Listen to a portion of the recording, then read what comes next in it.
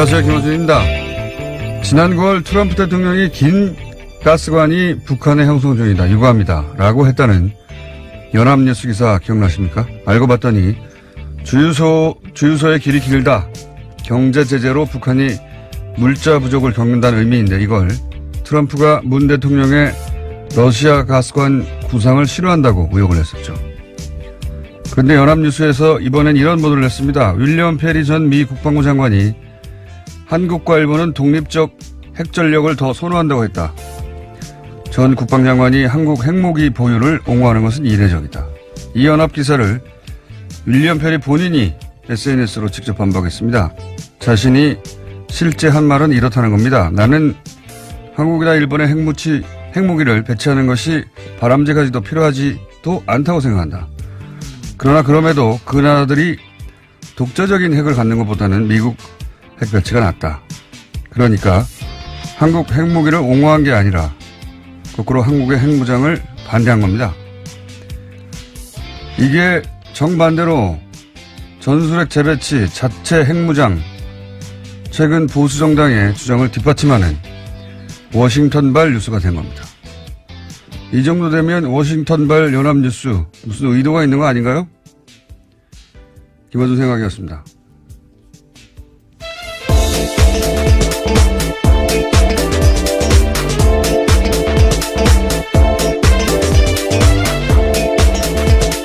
시사인의 김은지입니다.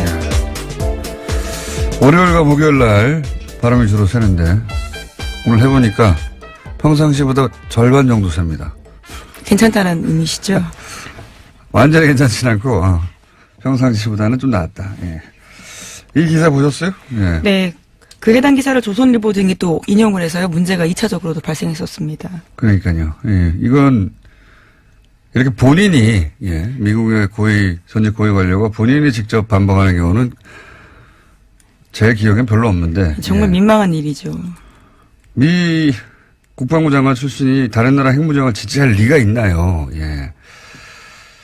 이 워싱턴발 그 연합뉴스 기사는 뭐랄까요? 반문재인 관점에서 해석할 어떤 마인드가 항상 준비되어 있는 게 아닌가. 그런 의문을 가지지 않을 수가 없어요. 이 기사를 쓴 기사가 지난번 러시아 가스관 모욕한 그렇죠. 같은 기자입니다. 하여튼 정반대의 뉴스가 최근에 한번 쭉 퍼졌었는데 당사자가 아니라고 했는데 또 똑같은 연합뉴스발이었습니다. 자, 첫 번째 뉴스는 뭡니까? 네, 주성영 전 한나라당 의원이 박주원 국민의당 최고위원으로부터 입을 맞춰달라는 회유를 받았다라는 오늘 아침 경향신문 보도가 있습니다. 박 최고위원은 2008년 김대중 전 대통령 비자금 의혹 제보자로 지목된 상태인데요. 하지만 지난주에 해당 보도가 나가자 바로 부인하는 기자회견을 열었습니다. 그러면서 주성영 전 의원도 어처구니 없어한다 이렇게 밝힌 바가 있는데요. 이에 대해서 주 전 의원이 정면으로 반박한 겁니다. 박 최고위원의 해명이 거짓말이라는 건데요. 해명 보면 이렇습니다. 주 전 의원의 말은 이런데요. 박 최고위원이 DJ 비자금 사건 제보자로 언론에 공개된 후에 여러 차례 나한테 전화를 걸어왔고 자기의 진술에 맞춰서 이야기를 해줄 수 없겠냐라고 부탁했다라는 겁니다. 그러자 자신이 검찰에다 기록이 있는데 어떻게 부인하냐면서 자신은 언론과 접촉을 최대한 안 할 테니까 알아서 하라고 했다라는 겁니다. 박주원 최고위원이 거짓말을 하는 것 같습니다. 왜냐하면 본인 주장으로는 기자들이 이렇게 물어봤거든요. 주성영 전 의원과 통화를 해봤냐 최근에 물어봤더니 했는데 그런 말은 어처구니 없다고 하더라 라고 했는데 만약에 박주원 의원의 말이 맞다면 주성영 의원이 거기 맞춰 대답을 해줘야 되는데 어처구니 없다고 해줬어야 하는데 아니래잖아요. 예, 너무 나갔다라는 이야기까지 했습니다. 이건 이제 정반대로 얘기하는 거 봐서는 박주원 최고위원이 거짓말을 하는 것으로 보이는데 관련해서 이제 또 저희 패널인 박지원 전 대표가 계란을 맞았죠? 네, 어제 전남 목표에서 제1회 김대중 마라톤 대회가 열렸었는데요. 국민의당 주요 인사들이 참석했습니다. 그런데 박지원 의원이 안철수 대표 지지자가 던진 계란에 맞은 건데요. 행사장에서는 또 야유와 항의를 받은 것은 안철수 대표도 마찬가지였습니다. 김대중 대통령 비자금도 공갈로 다 했다. 간신배 물러나라. 이런 식의 항의를 받았다라고 합니다.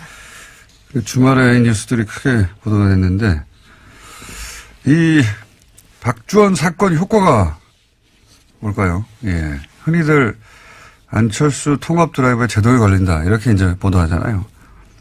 저는 사실 반대로 봅니다. 안철수 대표는 계속 가거든요. 예.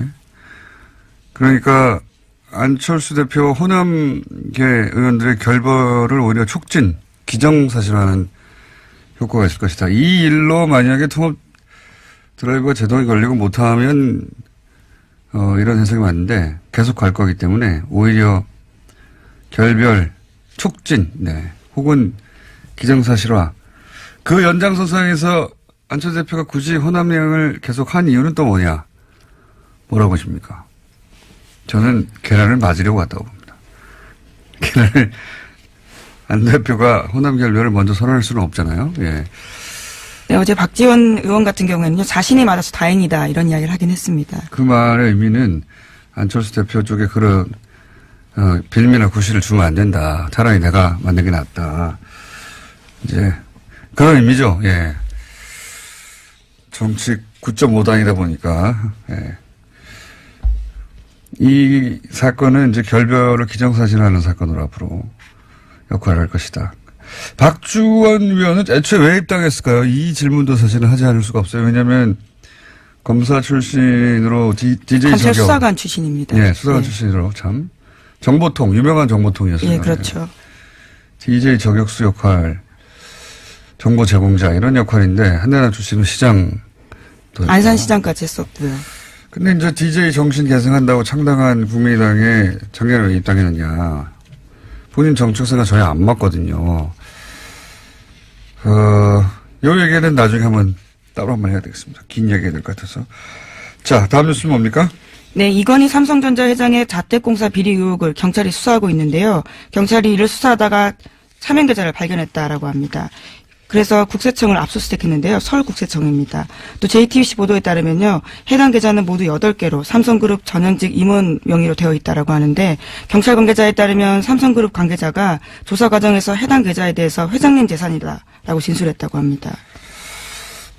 정권이 바뀌니까 삼성 차명 계좌들이 갑자기 많이 발견되네요. 네, 앞서 말씀드렸던 계좌들과는 다른 계좌라고 합니다. 이 계좌는 공사비, 예, 이건희 회장 자택 공사비에 회사에 비자금이 들어갔다라는 의혹이 있어서 추적하다가 나온 것들이거든요. 이건 제가 보기에는 비자금으로 조성한 이건희 회장의 용돈이 아니었을까 싶어요. 용돈 몇백억 정도는 용돈이죠. 이분들에게 용돈이 발견된 게 아닐까. 따로 회장님으로 마련해둔, 예, 그런 거 마음껏 쓰시라고 그런 용도가 아닐까 싶습니다. 어쨌든 이게 발견됐으니 또 나오겠죠, 이야기가 더. 다음 뉴스는 뭡니까? 네, 2012년 대선을 사흘 앞두고 경찰이 기습적으로 국정원 대선 개입 사건 중간 수사 결과 발표한 바 있습니다. 이 자료를 경찰이 발표 전에 국정원에 전달했다라는 한겨레신문 보도가 있는데요. 또 당시 국정원은 서울지방경찰청 등을 통해서 경찰의 수사 진행 상황도 실시간으로 전달받았습니다. 그래서 검찰은 오늘 김병찬 서울 용산경찰서장을 공무상 비밀 누설 혐의 등으로 불구속 기소할 방침입니다. 지난주에 저희가 좀 지지난주군요. 자세히 다뤘는데, 청와대 새누리 경찰 국정원 사각 커넥션 대선 직전에 2012년, 여기에 이제 뒤따른 또, 추가 뉴스군요. 그러니까 서울결정청에서 자기들 기자회견 할 것을 국정원에 미리 줬다. 네, 몇 시간 전에 관련 자료를 팩스로 보냈다라고 합니다. 네. 심지어 수사를 맡았던 수서경찰서에는 겨우 30분 전에 줬는데요. 그보다 훨씬 앞서서 국정원에 줬다라는 거죠. 네.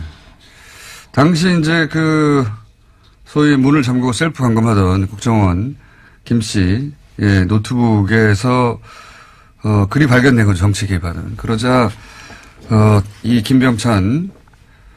당시에는 서울청 수사 2계장이었습니다. 네. 이 수서경찰서에서 수사를 하던 김병찬. 예, 서울청에서 수사했었는데요. 예. 소장이 그게 안 나오도록 검색어를 줄여서. 그렇죠. 범위를 줄였습니다. 그래서 실제 검색어가 안 나왔다고. 그러니까 나온 검색어를 피해서 안 나오는 단어로 검색하도록 만들었다는 얘기죠. 예. 이러고 나서 이제 국정원의 명예가 실추되고 그 직원 인권이 유린됐다고 민영사상 책임을 묻겠다고 했었죠. 곧바로 그런 보도자료 낸 바가 있는데요.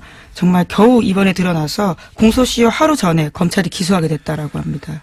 그렇군요. 이건 그때도 다 의혹이 충분히 있었는데도 다 넘어갔었죠. 이제 밝혀지는 겁니다. 자, 다음 뉴스는 뭡니까? 네, 지난주 금요일에 최승호 신임 사장을 맞은 MBC가 노사 공동으로 해직자 6명의 복직을 선언했습니다. MBC 보도국 간부와 메인 뉴스 앵커도 교체가 됐는데요. 반면에 노종면 YTN 기자는 노사 간 적폐청산 협상이 결렬되자 보도국장직을 거부했습니다. 노 기자는 이명박 정부 시절 낙하산 사장 반대 투쟁으로 해고됐다가 9년 만에 복직한 바 있습니다. MBC와 YTN의 상황이 대비되는 모습인데요. 또 KBS 같은 경우에도 새 노조가 역대 최장 파업을 이어가고 있습니다. 현재는 집행부가 단식도 하고 있는 중입니다. 자, 이 YTN 소식은 사실 언론에 잘 보도가 다 안 됐었는데 지금 노사가 사실 격한 대립 중이거든요. 뉴스가 나오다 보니까 아무 일 없는 줄 알고 계신 분들 많은데 최남수 YTN 내정자를 두고 노사가 대립 중인데 왜 최남수 내정자를 문제 삼느냐, 내부 구성원들이 YTN에. 저희가 오늘 잠시 후에 인터뷰를 하겠지만 이분이 과거에 어떤 일을 했었냐면 예를 들어서 이명박 대통령이 2009년에 기부한다고 알고 봤더니 그거 이제 비자금을 다루는 비자금을 숨기기 위한 또 다른 방식에 불과했는데 뭐라고 그랬었냐면 위대한 부자의 아름다운 선행 또는 대승적 결단, 자기희생, 가난한 사람들에게 사랑의 보답 안 했어요, 이 기부로. 따뜻한 자본주의, 등등등 온갖 미사역으로 당시 이명박 전 대통령을 찬양했었어요. 예, 실제. 그런 글도 썼었고, 혹은 노무현 대통령 서거의 시계, 이런 거 비꼬는 칼럼도 썼었고, 정치 성향이 흔히 하는 말로 친이 아니냐. 그 외에도 예를 들어서 노정면 기사가 긴급 체포되고 구속되고 그럴 때 이런 글을 썼거든요. 예. 그래서 좀 자세한 내용은 잠시 후에 다루겠는데 왜 YTN이 그 구성원들이 신임 사장에 대해서 내정자를 두고 결사 반대하고 있는지는 잠시 후에 다뤄보겠습니다. 자, 다음 뉴스는요? 네, 요즘 SNS를 보면요. 해시태그 노 러시아 노 게임. 그러니까 러시아 없이는 올림픽도 없다라는 내용이 조직적으로 유포되고 있다고 동아일보가 아침에 보도했는데요. 국제올림픽위원회가 도핑 이유로 러시아 국가 선수단을 출전 금지하자 1,700개였던 이 해시태그가 불과 몇 시간 만에 9,000개로 뛰어올랐다라고 합니다. 보이지 않는 손이 민족 감정을 교묘하게 이용해서 이것들을 퍼뜨리고 있다라고 로이터가 보도하고 있다고 합니다. 로이터가 러시아 댓글 부대를 로이터 이거 음모론잖아요. 러시아에서 이 기사의 요점 이거죠. 러시아 댓글 부대가 올림픽 관련해 가지고 가동되고 있다. 네, 라고 로이터발로 지금. 네, 동아일보가 로이터를 인용한 보도인 건데요. 로이터에 따르면 지난해 미국 대선 때 러시아가 즐겨 쓰던 방식을 이번에 또 쓰고 있다라는 겁니다. 그러니까 로이터가 지금 러시아 댓글 부대 이름을 얘기했는데 댓글 부대 얘기하니까 옵션 열기 제가 예언 하나 할까요? 문재인 지지 댓글에도 이제 옵션 열기 문구가 포함되는 게 나올 겁니다. 네, 물타기 대응. 과거 시발단 제가 5년 전에 처음 문제 제기했을 때 대응 패턴이 있어요. 이제 시발단 의심 아이디를 제가 주르륵 온라인상에 게재를 했었는데 그러자 거기에 포함된 아이디들이 나는 시발단이 아니라고 실제 유저라고 항의하는 가짜 유저들이 등장했었고 실명이라면서 사진도 막 붙이고 다 가짜였어요. 가짜 사무실 대응처럼. 그리고 문재인도 댓글 부대에 있다. 이런 얘기 있었거든요. 물타기로. 이번에도 예언합니다. 이제 문재인 지지 댓글에 옵션 열기가 포함된 그런 댓글들이 나올 거예요. 예. 똑같은 대응 방법. 그거 외에도 별로 쓸 게 없거든요. 한번 검색해 보세요. 그리고 캡처해 주세요. 다 그거 옵션 열기 문구가 있는 문재인 지지 댓글인 척 하는 것도 댓글 부대입니다. 잘 캡처해 주시고. 그리고 자기가 실제 유저라고 항의하는 댓글 유저들도 옵션 열기 들어가 있는 문구. 그거 내가 단순 실수한 거다. 또 댓글 부대입니다. 실명이라고 등장하는 사람들도 댓글 부대입니다. 옵션 열기라는 문구가 들어간 댓글과 아이디를 일제히 대량 삭제했거든요. 이건 중앙 통제를 의미한다. 단순히 실수했는데 뭘 아이디어를 다 지웁니까? 예. 그런 아이디어 댓글이 이제 나중에 증거로 쓰일 수 있는 걸 우려한 거죠. 이게 노년층 댓글 알바 실수 가능성이 얘기했는데 이건 사람을 전제로 얘기할 때고 프로그램의 존재 가능성도 있습니다. 여기 네, 이번 러시아 같은 경우에도 러시아도 자동 프로그램 가동시켰다라고 합니다. 이런 걸 보시라고 하거든요. 예. 매크로 혹은 매크로는 일종의 작은 프로그램 스크립트고 봇은 이제 독립적인 하나의 프로그램이에요.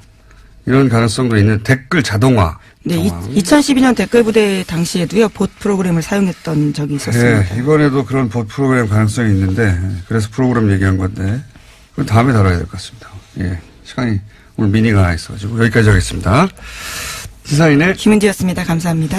네, 바로 이어서 저희가 2주 전에 신광열 수석 부장판사에 대한 비판 여론에 전국 법과대학 교수의 성명서 관련 기사가 있었고 이 기사에 대해서 회원수가 400명이 넘는 이 사단법인의 성명서가 홈페이지에 올라와 있지 않다. 그리고 서명한 사람들의 명단이 없다. 예, 그런 이게 어떻게 된 거냐 의혹을 제기했었죠. 그 이후에 전국 법과대학 교수의 이호선 회장과 저희가 연락이 닿아서 사전 서명 동의를 받았냐 하는 질의에 문자나 메일로 사전 동의를 받았다라고 답을 받았고 그래서 그럼 그 명단을 요청했는데 개인 정보라며 거절하셨기 때문에 그리고 이제 그러면 동의한 사람들 말고 회원 명단을 줄 수 있겠느냐. 근데 회원 명단도 거절하셨기 때문에 저희가 이제 소속 교수들을 누가 소속된지 알 수가 없잖아요. 예. 어렵게 수배해서 한 분을 오늘 연결해서 어떤 일이 있었는지 들어보려고 합니다. 대구대학 법과대학의 윤재만 교수님 연결됐습니다. 안녕하세요, 교수님. 예, 안녕하세요. 반갑습니다. 네. 예. 그 전국 법과대학 교수회 회원이시죠? 지금 그 전국 법과대학 교수회가 어떤 단체인지 홈페이지를 통해서는 활동 내역이 거의 없어서 알 수가 없어서 여쭤보는 건데 어떤 단체입니까? 예, 전국 법과대학 협의회는 2009년에 네. 법과 대학이 구성원입니다. 저도 그때 학장이었기 때문에. 아, 대학이 구성원이다. 예. 예, 참여 member였어요. 예. 처음에 구성 멤버죠. 예. 그런데 이 2015년에 예. 전국 법과대학 교수회가 예. 구성원이 법과대학 교수들로 바뀌어가지고 이렇게 결정을 해요. 예. 그래서 구성원이 바뀐 거죠. 법과대학이 구성원이었는데 예. 법과대학 교수들이 구성원으로 어쩌면 일종의 질적인 변화를 가져온 건데요. 어떤 의결 절차를 거친 거니까. 그리고 이 법과대학 전국 법과대학 협의회가 전신 예. 이게 사법시험 존치, 예비시험 제도 도입 등 예. 로스쿨 제도 개선을 위한 목적으로 이게 설립된 거라서 그 목적은 그대로 가지고 간다고 보고요. 예. 구성원들이 동의해가지고 묵시적인 동의죠. 오늘에 이렇게 된 겁니다. 알겠습니다. 처음에는 대학으로 그러니까 로스쿨 문제 제기를 한 대학들 네. 모임으로 시작됐다가 나중에는 구성원들이 교수회로 바뀌었다. 네. 예. 알겠습니다. 그럼 이제 이 성명서 관련해서 제가 질문을 드려보겠습니다. 성명서가 처음 언론에 보도된 게 이제 찾아보니까 11월 27일 월요일 오후 3시 20분경이었는데 세계일보를 통해서 그 이후 연합뉴스에서도 보도가 됐고. 네. 그런데 이제 이호선 회장은 언론에 보도되기 전에 집행부 카톡으로 중지를 모았다 해서 이제 그 카톡 화면을 저희한테 보내왔는데 근데 이 카톡 화면에는 찬반 토론 내용이나 회원 동의 이런 걸 묻는 내용이 없어서 제가 여쭤보는 건데 네. 혹시 이 성명서를 발표하기 전에 동의 여부를 묻는 어떤 요청을 교수님께서는 받으셨습니까? 받으셨으면 어떤 형태로 받으셨나요? 네. 우선 그 이호선 회장이 얘기한 카톡으로 중지를 모았다 이 얘기는 네. 회원 교수들의 의견을 물은 게 아니고요. 예. 회장, 부회장 등 집행부 논의를 했다는 얘기입니다. 아, 집행부 내부에서. 구성원들의 의견을 수렴했다는 얘기가 아니에요. 회원들 의견을 물었다는 얘기 아니다? 예. 예, 그 다음에 회원들에게는 예. 지난 11월 27일 11시 55분에 예. 사법부의 독립을 해치는 자제되어야 한다. 뭐 성명초안. 근데 헌법에는 사법부 독립이 아니라 법관의 독립성이거든요. 예. 이 표현도 좀 잘못된 건데 어쨌든 사법부의 독립을 해치는 행위는 자제돼야 된다. 이런 성명서 초안과 함께 의견을 주면 수렴하겠다. 예. 이런 휴대폰 문자가 왔어요. 아, 문자가 왔다. 예. 문자가 왔어요. 예. 근데 저는 12시부터 오후 4시 45분까지 강의가 있었기 때문에 예. 오후 5시 정해야 5시 정확하게 얘기하면 5시 13분입니다. 그때서야 반대의 뜻을 담은 2개의 문건 이게 제가 작성한 건데요. 예. 그걸 휴대폰 문자로 발송합니다. 그 예. 나중에야 그 다음날 알았던가요, 저는. 나중에 보니까 세계일보의 김태훈 기자를 통해 가지고 예. 오후 3시 20분에 예. 사법부 독립을 해치는 행위는 자제돼야 된다. 이 전국 법과대학 협의회 교수회군요. 예. 교수의 명의의 성명서가 이미 발표된 것을 알게 되었습니다. 근데 그렇다면은 예. 김태훈 기자님도 그 기사를 작성해야 되고 또 데스크 검토도 있어야 되고 그 시간이 한두 시간 걸린다고 뭐 최소한 예. 잡아가지고요. 예. 본다고 한다면은 400여 명 이상이 되는 전국 법과대학 교수들의 의견 수렴을 위해서 겨우 1시간 내지 2시간밖에 걸리지 않았다는 건데 예. 이건 물리적으로 불가능하죠.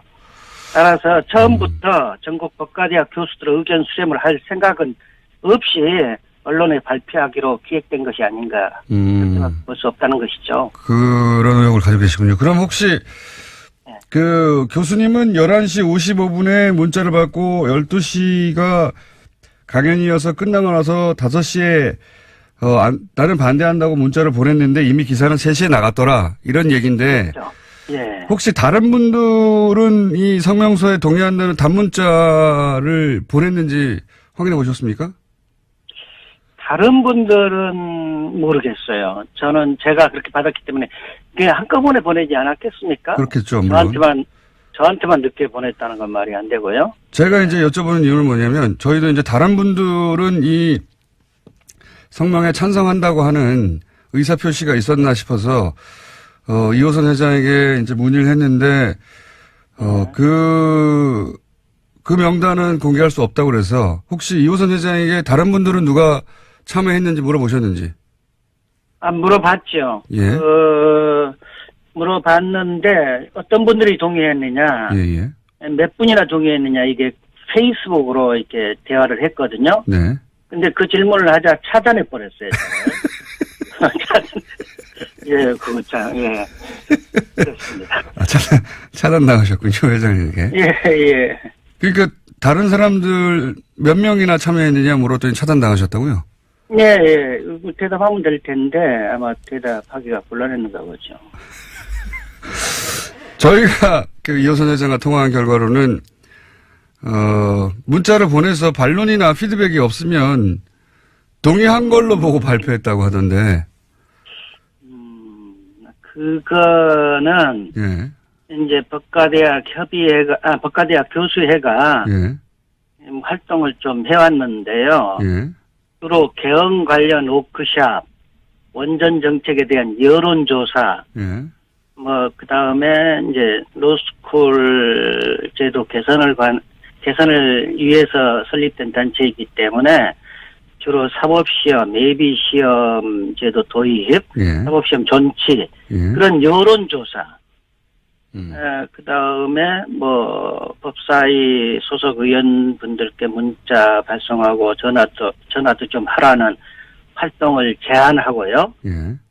그런 학술대회, 여기 학회 비슷한 거니까 학술대회 하고, 예. 특별히 민감한 건 한 번 있었어요. 예.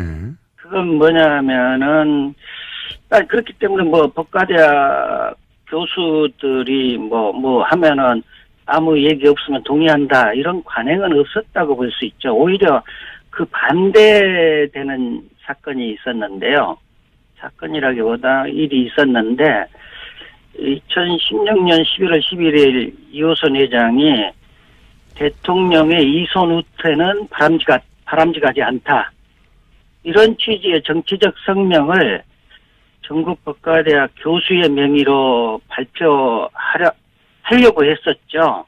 근데 저도 이제 반대했고, 반대 의견이 있었기 때문에, 2016년 11월 14일, 한 분이라도 이견을 제시하면 그것을 존중해야 한다고 생각을 해가지고, 성명을 발표하지 않기로 한다는 휴대폰 문자를 회원 교수들에게 보냈기 때문에, 그러니까 한 사람이라도 반대하면은 그런 성명 발표하지 않겠다라는 휴대폰 문자를 보냈어요. 네. 그리고 저도 반론을 제기했기 때문에 고맙다고 하는 문자 여러 번 받았고요. 네. 이런 반론이 있으면 동의로 간주한다는 관행이 있다기보다는 이견이 있으면 성명을 발표하지 않겠다는 관행이 있는 셈이죠, 오히려. 이견이 있으면 발표하지 않겠다는. 그런데 이번에는, 이번에는 이견이 있는지 없는지 확인해달라는 페이스북 문자에 차단을 했다면 혹시 전화로 그럼 물어보시면 되지 않습니까? 전화는 하지 않았어요. 문자로 갔고요. 예. 그러니까 이게 기록으로 전부 남아있는 겁니다, 지금. 알겠습니다. 절차적으로 문제가 있다고 지금 얘기를 하시는 건데.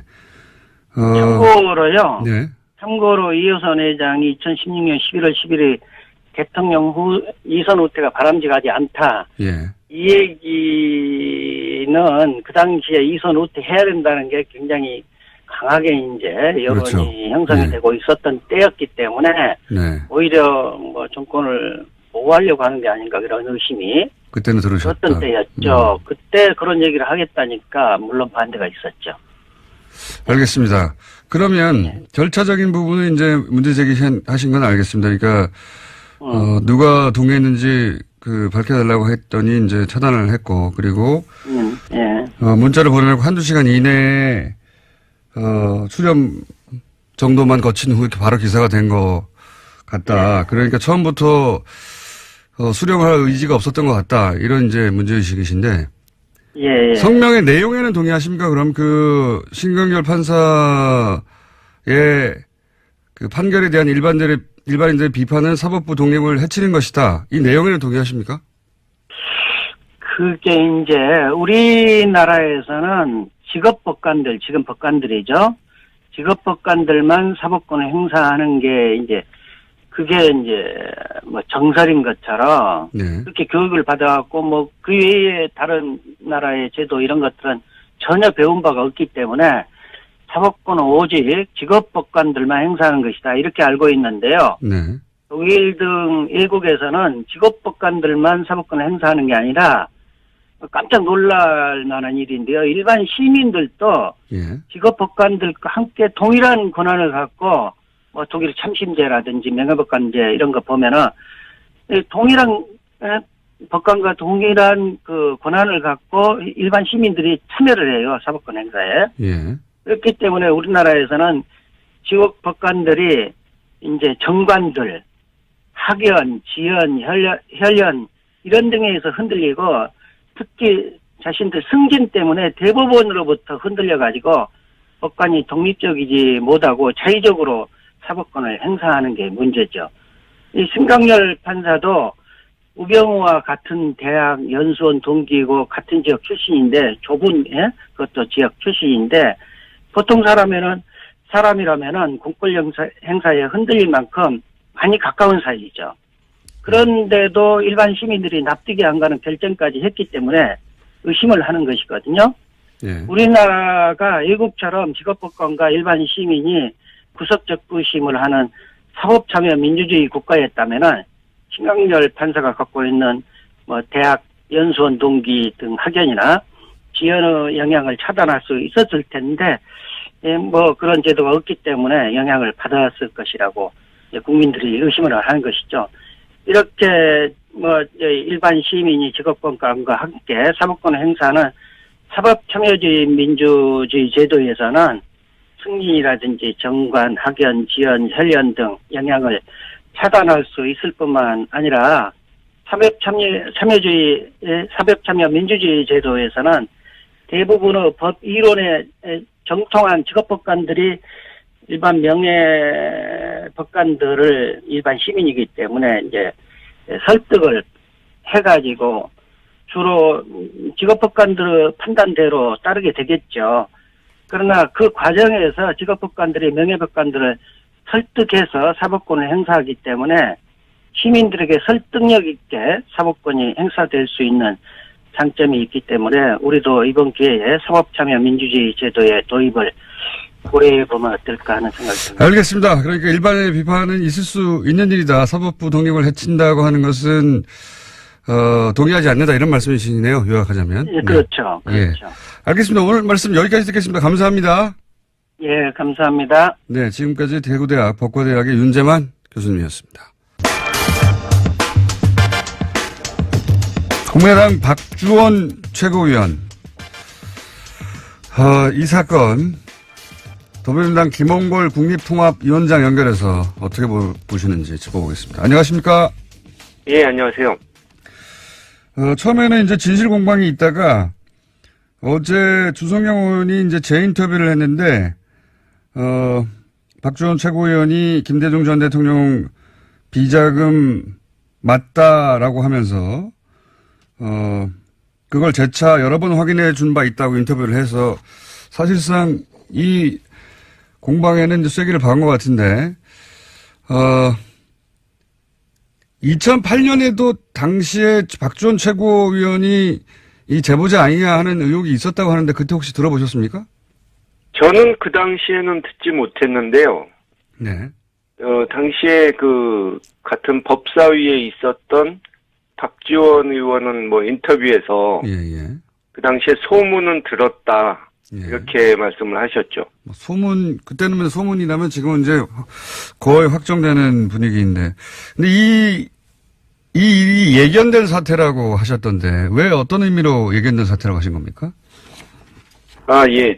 그러니까 국민의당 쪽에서 그동안에 특히 안철수 대표가 이제 자기 세력이 부족하기 때문에 마구 이제 사람들을 받아들였는데 그런 사람들 중에 좀 문제성 있는 사람들이 많이 나오지 않았습니까? 지난번 증거 조작 사건의 이유미, 이준서라든가 또 주변에 과거 친이계라고 할 수 있는 한나라당 출신들 이런 사람들이 꽤 있거든요. 예, 그런 사람들을 과거 검증을 안 하고 마구잡이로 받아들이다 보니까 그런 사람들까지 끼어들게 된 거 아닌지 그렇게 보는 거죠. 그렇게 영입할 때부터 이런 사달이 나중에 날 것만 같았다 이런 말씀이시군요. 그렇죠. 그러니까 박주원 씨가 이제 한나라당에서 시장까지 한 경력이 있는데 상당히 그쪽에 충성을 했던 사람인데도 불구하고 시장했던 것이 아주 스펙이 괜찮다. 오히려 그런 식으로 평가를 했다는 걸 들어봐도 이제 영입한 기준부터가 잘못되어 있었던 거죠. 그래서 얘기된 사태라고 하시는 거고. 예. 그래서 이제 소위 이제 친안파 국민의당의 구성원들 중에 친한파 구성원들 중에 친이기가 있다 이렇게 이제 의심해 오셨던 거고 이번 사태가 그런 연결선상에서 봐야 되는 거 아니냐 이런 말씀이신 것 같은데. 예, 맞습니다. 그렇다면 바른정당 통합 추진도 같은 맥락에서 이해하시는 겁니까? 그것과 무관하다고 할 수 없죠. 친이계들이야 같은 당내의 호남 의원들이나 이런 사람들보다 아무래도 뿌리가 같고 코드가 맞는 바른정당 사람들하고 합치고 싶어 하는 건 당연한 일이죠. 그런 관점에서 보시면 최근에 통합 움직임도 이해가 간다 이런 입장이신 것 같고 지금 현재 국민의당이 이 박주원 최고위원 사태와 관련해서 내놓고 있는 대응에 대해서는 충분하다고 보십니까? 글쎄요.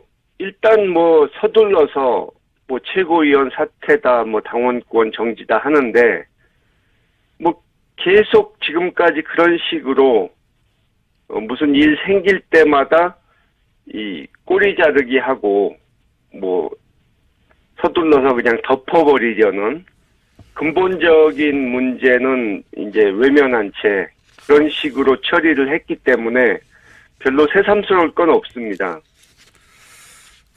안철수 대표는 정치적 음해가 아닌가 초반에는 그런 이야기도 했었는데. 그게 이제 일단 안철수 대표의 그 상황 인식이 근본적으로 문제가 있다는 걸 보여주는 거죠. 그러니까 무슨 전에도 그랬지만 계속해서 무슨 문제가 생길 때마다 이 자신의 잘못은 전혀 인정을 하려 하지 않고 그냥 남들이 자기를 음해하기 위해서 뭔가 정치적 음모가 있다는 식으로 그렇게 몰아붙이는 그것은 참 정치 지도자로서 심각한 문제라고 봅니다. 호남계 쪽에서의 반응은 어떻게 보십니까?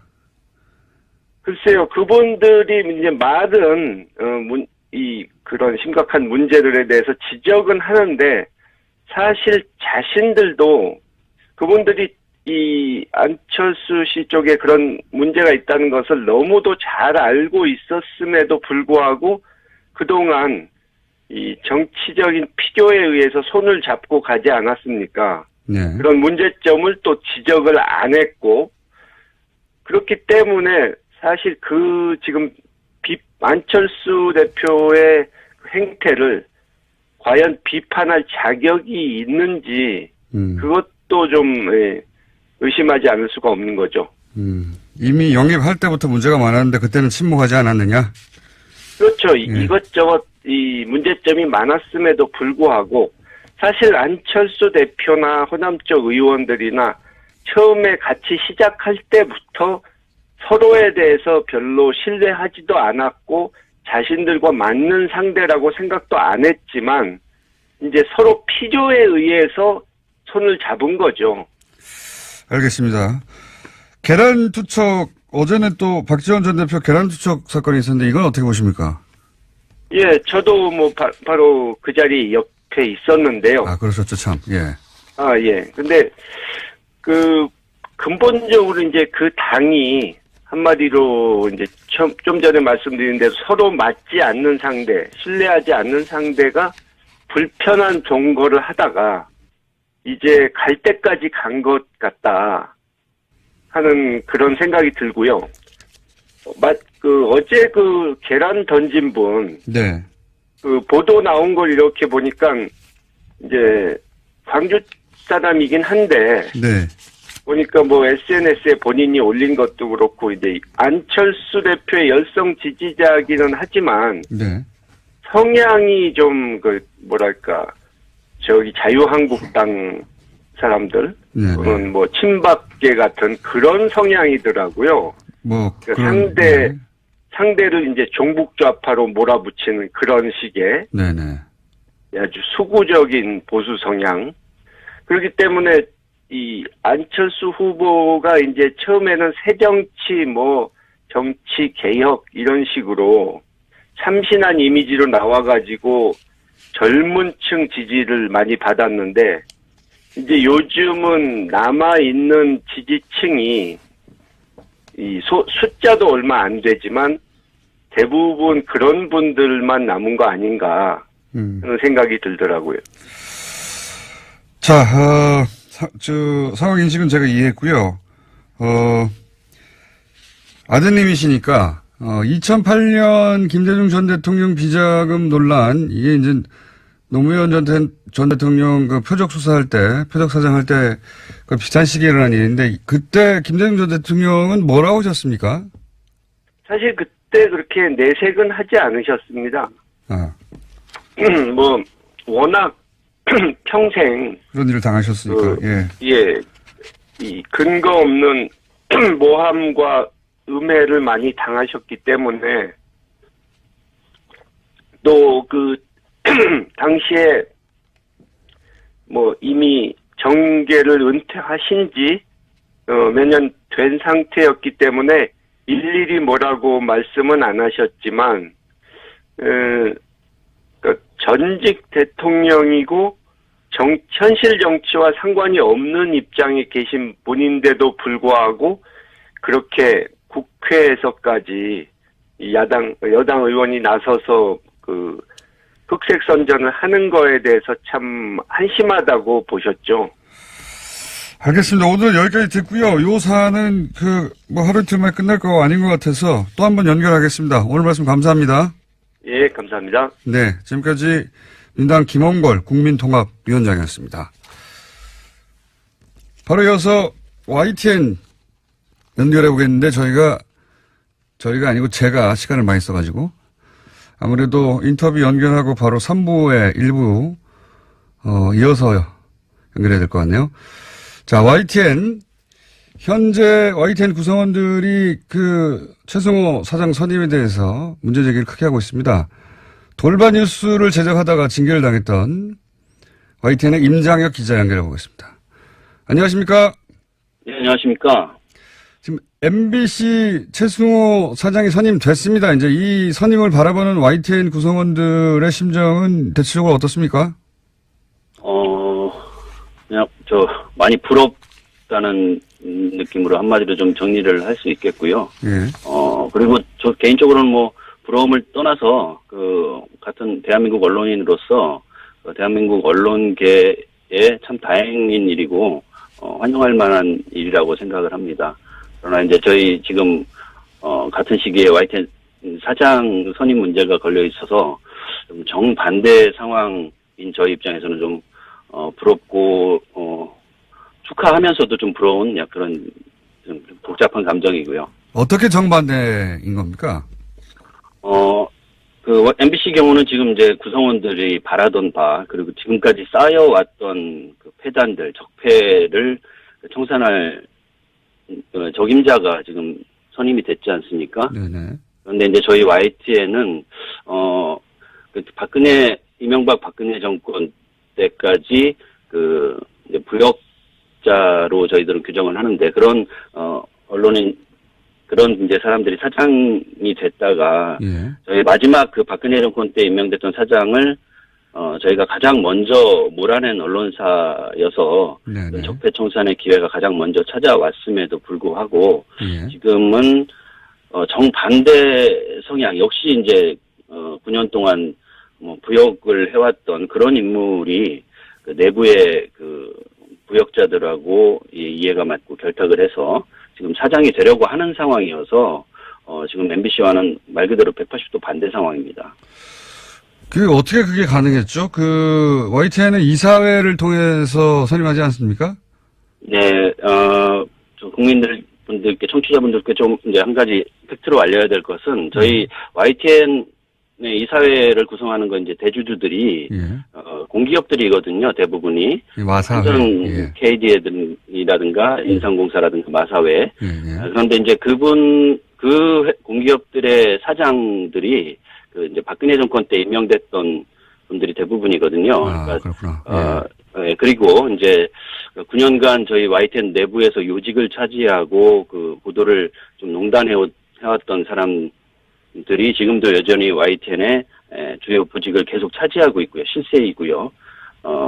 그런 상황에서 이제 이사회가 열리고 절차적인 정당성을 갖췄다 하더라도 지금까지 이제 쌓여왔던 폐단들을 청산하기 싫어하는 사람들의 이해가 맞아 떨어진 거겠죠. 알겠습니다. 임장 기자님, 3부에서 다시 한번 연결할게요. 네네. 3부에서 뵙겠습니다. 최승호 PD가 MBC 사장이 된 가운데 YTN은 여전히 구성원들이 사장 내정자죠. 예, 사장 내정자에 대해서 반대하고 있습니다. 그 이유를 듣고 있었는데요. 예, 이분 마지막에 YTN 이사회를 구성하는 대주주가 한전, 마사회, KTNG 등인데 이 공기업 사장들이 박근혜 정부 시절 낙하산 임명된 인사들이고 이 이사회에서 임명한 최남수 내정자에 대해서 구성원들이 반대하고 있다. 여기까지 저희가 돌발 뉴스 과거 돌발 뉴스를 제작하다가 징계를 받은 임장혁 기자 연결해서 이야기를 듣고 있었습니다. 자, 연결해서 기자님. 예. 네. 죄송하지만 그 돌발 영상입니다. 아, 그렇군요. 돌발 영상. 네. 예. 하도 오래돼가지고요. 예. 예. 저도 즐겁게 봤었는데.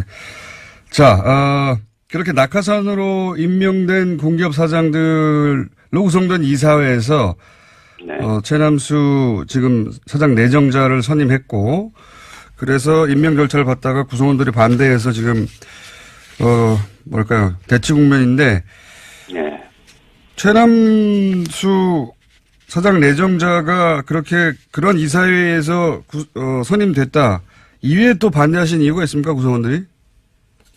일단 이제 구조적으로는 저희는 이제 적폐청산의 가장 걸림돌이 될 인사를 적폐들이 이제 뽑았다는 거에 대해서 이제 분노하고 있는 거고요. 네네. 이분의 개인적인 그 이유, 그 배경에도 저희들이 또 정서적으로 용납되지 않는 부분이 있습니다. 일단 이 회사가 어려울 때마다 네.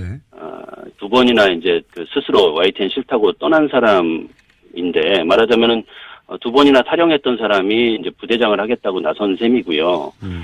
그 이유 중에 하나도 과거 이제 2008년 그 이명박 정권이 들어서서 YTN에 어떤 그 장악의 그 기도를 할 때 저희 노조위원장이 이제 함께 맞서자라고 이제 권유를 했을 때 그걸 뿌리치고 이제 나갔다는 점, 그리고 지금 9년 동안 그 저희들이 이제 몸으로 이 언론 장악에 저항을 할 때 그거와 무관하게 오히려 이제 적극적으로 이명박 박근혜 정권에 좀 기대서 이렇게 지내왔던 분이 안락하게 지내왔던 분이 이제 와서 이제 언론 개혁을 자기가 하겠다고 나선 셈이어서 정서적으로 이제 용납이 되지 않습니다. 그리고 특히나 이제 최근에 이분이 이제 과거 그 이명박 정권 때 썼던 칼럼들 뭐 그런 글들이 이 저희들한테 이 언론 개혁의 기회를 주신 촛불 시민들, 국민들의 정서에 완전히 배치되는 그런 뭐 기회주의,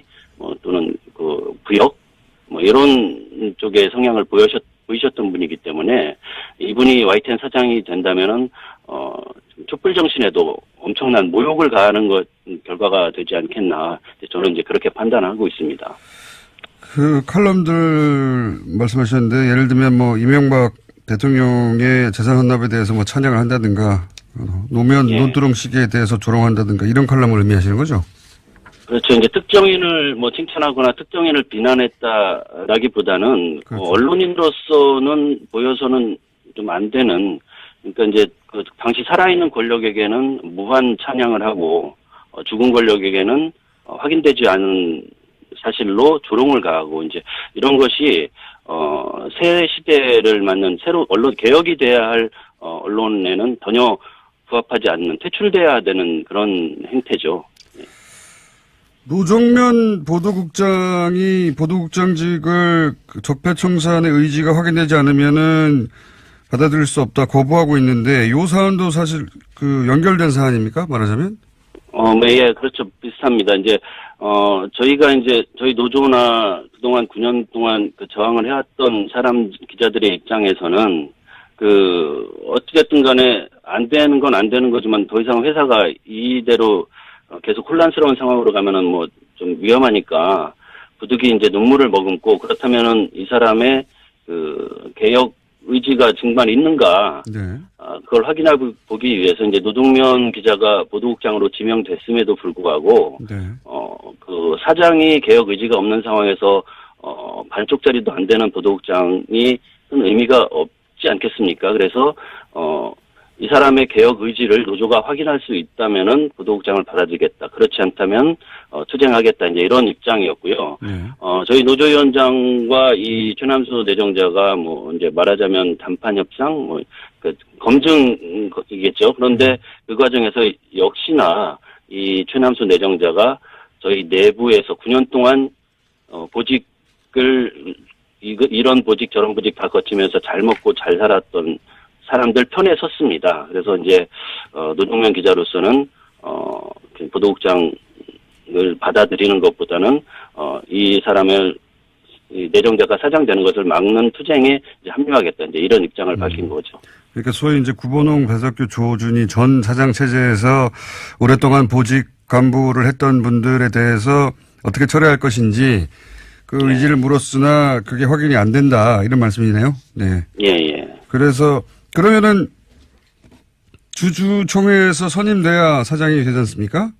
그렇습니다. 네, 지금 내정만 된 상태고 예. YTN 노조는 그러면 앞으로 파업에 나섭니까? 어떻게 합니까?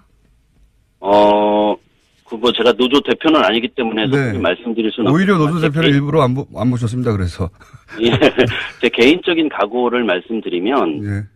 저 9년 전에도 이명박 정권 때 초기에 저희 YTN의 낙하산 사장을 내려보내려고 했을 때 네. 형식적으로는 그들 입맛대로 다 거쳤습니다. 그들이 주장하는 대로 이사회 열리고 주주총회 열려서 자기들은 이 대한민국 이제 기업 논리로 네. 절차를 다 밟았는데 노조가 왜 저러냐라고 이제 했는데 그럼에도 불구하고 많은 국민들은 노조가 저항하는 것을 옳다고 이제 판단해 주셨거든요. 동의를 해 주셨고. 근데 이번에도 저는 마찬가지라고 생각합니다. 이사회 주주총회 그런 절차적인 문제보다는 어떤 그것을 넘어서는 이제 언론 개혁을 바라는 좀 시청자들이 뒤에 있기 때문에 그것을 저버릴 수는 없다고 생각합니다. 그래서 제 개인적인 각오도 그렇고 아마 노조 집행부도 같은 판단을 하고 있을 텐데 주주총회에 통과되는 것을 일단 저지를 하고요. 네. 이후에도 만약에 그것을 강제로 이 촛불로 바뀐 시대 정신을 배반하고 그것을 모욕하면서 이 사측이 강행을 한다면은 지금 말씀하신 파업 이런 것도 적극 고려를 해봐야 되지 않겠나 이런 생각을 합니다.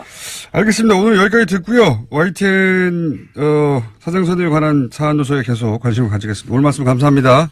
예, 고맙습니다. 지금까지 YTN 임장혁 기자였습니다.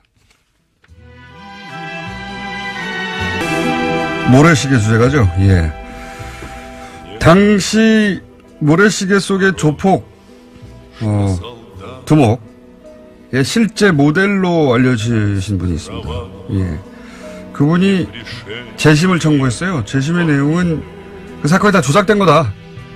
예. 그런데 그 사건의 담당 검사가 지금 홍준표 자유한국당 대표입니다. 일이 좀 복잡하고 커질 수도 있을 것 같은데 당사자인 여훈환 씨 나오셨습니다. 안녕하십니까? 안녕하십니까? 네. 그리고 이 관련 기사를 써서 아직은 온라인에 배포가 안 되고 있는데 곧 나올 예정인데 한겨레 21의 이슈 팀장 밉상 하하영 기자 나오셨습니다. 네, 안녕하세요. 한겨레 21 하하영입니다. 왜 밉상인지는 아실 분들은 아실 것이고 금이 환영하겠습니다. 큰 아이템을 들고. 자, 이게 간단하게 제가 일단 정리부터 할게요.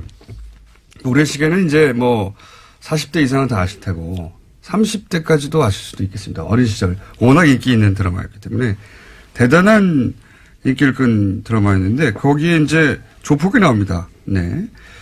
나 지금 떨고 있니? 네. 최민수 씨가 이제 분했던. 그런데 그 조폭의 실제 모델, 이 사건의 실제 모델이 여훈환 씨입니다. 그리고 당시 국제 PJ파였죠? 네. 네. 그 당시 조폭 조직폭력 조직이 국제 PJ파였는데 국제 PJ파의 간부로 징역 4년을 대법원에서 확정 판결을 받고 4년을 다 사셨죠? 예. 네. 만기 출소하셨습니까? 그렇습니다. 만기 출소하셨는데 그런데 최근에 재심을 23년 만에 청구했습니다. 재심을. 예. 이유는 이 사건이 조작된 것이기 때문에. 예. 요약하면 그런데 이제 좀 자세히 알아보겠습니다. 홍준표 대표하고는 언제 만나신 겁니까? 네. 처음 얼굴을 대면했던 것은 91년도 7, 8월경으로 기억하고 91년도 있습니다. 7, 8월. 예. 혹시 본인이 국제 PJ파의 간부 혹은 보스셨나요? 전혀 그렇지 않습니다. 전혀 그렇지 않다는 건 보스가 아니었다는 겁니까? 간부가 아니었다는 겁니까? 아니면 PJ파 자체와 관련이 없다는 겁니까? PJ파 자체하고 전혀 관련이 없다는 겁니다. 잘 이해가 안 가는데. 전혀 무관하시다는 거죠? 전혀? 예, 그렇습니다. 그 파하고는 전혀 무관합니다. 그러면 제가 몇 가지 짧은 질문을 드리자면, 그때 이제 그 홍준표 당시 검사에게 칼을 그때는 택배가 없었죠. 그렇죠. 네. 직접 배달을 해야 되죠. 칼을 배달해가지고 유명해진 그 칼 배달 사건인데 그건 직접 그러면 배달하셨습니까? 전혀 그것도 사실과 다르고요. 당시 저는 홍준표 씨하고 한 아파트 한 동에 같이 살았습니다. 아, 그래요? 예. 네. 그런데 그 선물 세트라고 하는 것이 독일산 그 henkel 네. 주방용 칼 세트입니다. 유명한 칼 세트네. 예. 이제 그 선물을 추석이 돼서 추석 선물용으로 제 친구가 수입 전자상을 그때 열었는데. 아, 그러니까 유명한 칼을 선물하신 적은 있고. 선물이 잘못 갔습니다. 예. 선물도 잘못 간 것이고. 예. 선물이. 그러니까 저는 그 선물을 보내는 제 지인들 리스트에 홍준표 씨는 없었죠. 근데 어떻게 글로 왔을까요? 없었는데, 이제 저희들 그 직원 이제 수행 기사가, 홍준표 씨하고 한 라인에 살고 있는 제 주치, 홍준표 씨하고는 가운데 이름만 틀린 제 주치 홍순표 씨라는 분이 있었어요. 근데. 정말요? 예. 홍순표 씨가 같은 처음 나이에. 보게 되는 지금 내용이네요. 예. 홍순표 씨가 있었는데. 홍순표 씨한테 그 선물을 보냈는데. henkel 좋은 칼이죠. 그때 그 당시 구하기도 당시에는 어려운. 아주 한 15만 원 정도 가격이 호가된 것이어서. 지금도 명품 칼입니다. 네, 지금 그때. 어쨌든 그런 칼을 보냈는데 그 운전기사분이 실수를 해가지고 같은 동에 있다 보니까. 아닙니다. 운전기사가 거기 선물을 갔는데 그분이 마침 또 공교롭게 그 해외 세미나를. 홍순표 씨가. 예, 가 있어서. 그걸 이제 또 이제 그 기사는 세미나를 간지도 모르고 경비실에 맡긴 겁니다. 경비원들 다 아주 가깝게들 다 알고 그래서 그랬으니까. 홍순표 씨에게 주라고 경비원실에 맡겼는데 그것을 경비원이 예를 들어서 다음 예를 들어서 24시간 하지 않으니까 다른 경비원이 홍준표라고 생각을 해가지고. 홍준표 씨한테 이제 그걸 선물이 갔는데. 혹시 이게 발단입니까? 발단이죠. 이게 발단이다. 예. 그때 당시 홍준표 검사가 조폭 사건을 수사하고 있었는데 이 칼이 명품 칼인지 모르고 이 잘 드는 칼을 나한테서 조폭이 나한테 보냈구나 이렇게 생각한 거예요? 그래 가지고 그렇게 생각했는지는 저는 알 수 없습니다만은 여하튼 그 선물 세트는 잘못 전달이 됐다고 해서 그 경비원이 다시 찾아가지고 왔어요. 제 직원하고. 다시 찾아왔어요? 이 대목이 중요한데요. 그러니까 받았어요. 홍 대표가 당시에 홍 검사가 받았는데 그거를 다시 달라. 이건 배달사고다 그래서 다시 찾아온 거예요. 상대 입장에서는 엿먹었다고 생각해요. 그렇죠. 그러고 이제 저로 봐서는 그게 홍준표 씨한테 전달이 되었다고 하면은 찾아올 리도 없었을 겁니다.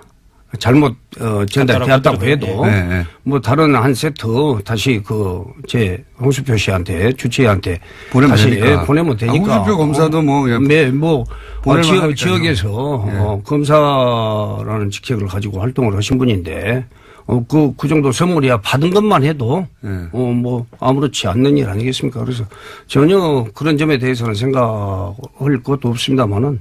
하여튼 공교롭게 그런 일이 있어가지고. 그런 일이 있었다. 그 전에 홍준표 씨하고 만날 수 있었던 기회가 있었습니다만은 그때도 그 유일하게 광주에서는 하나밖에 없었던 골프장에서 첫 만남이었습니다.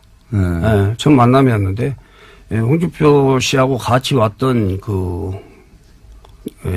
친구가 홍준표 씨하고 인사를 좀 한번 하면 어떻겠냐 하는데 내가 골프장에서 저도 지인들하고 와서 또 클럽하우스에서 식사를 하는 자리여서 또 이제 홍준표 씨를 찾아가서까지 인사를 꼭 드려야 되는 그런 입장이 아닌 것 같고 그래서 그냥 제가 거절했던 적이 있었어요. 처음 본 거는 골프장에서 보셨고. 예, 그렇습니다. 처음 또 연결된 인연 칼 배달 5배달 사건이네요. 이 두 가지 사건이 모두 다 당시 홍준표 검사의 자존심을 자극하는데요. 홍준표 대표가 내놓은 자서전에 이 대목이 등장합니다. 그러니까 첫 번째 대목, 그러니까 처음 만났던 대목에서는 어떻게 묘사를 하냐면요. 이 영은환 씨 같은 경우에는 지금 본인한테 먼저 홍준표 당시 검사 쪽에서 와서 만나자고 했다라고 이야기를 하는데 홍준표 검사가 써놓은 걸 보면 자기의 지인이 여운환 씨라는 사람을 만나보지 않겠습니까라고 이야기를 했고 홍준표라는 이 사람이 아니 내가 어떻게 조폭을 만나느냐라고 묘사돼 있어요.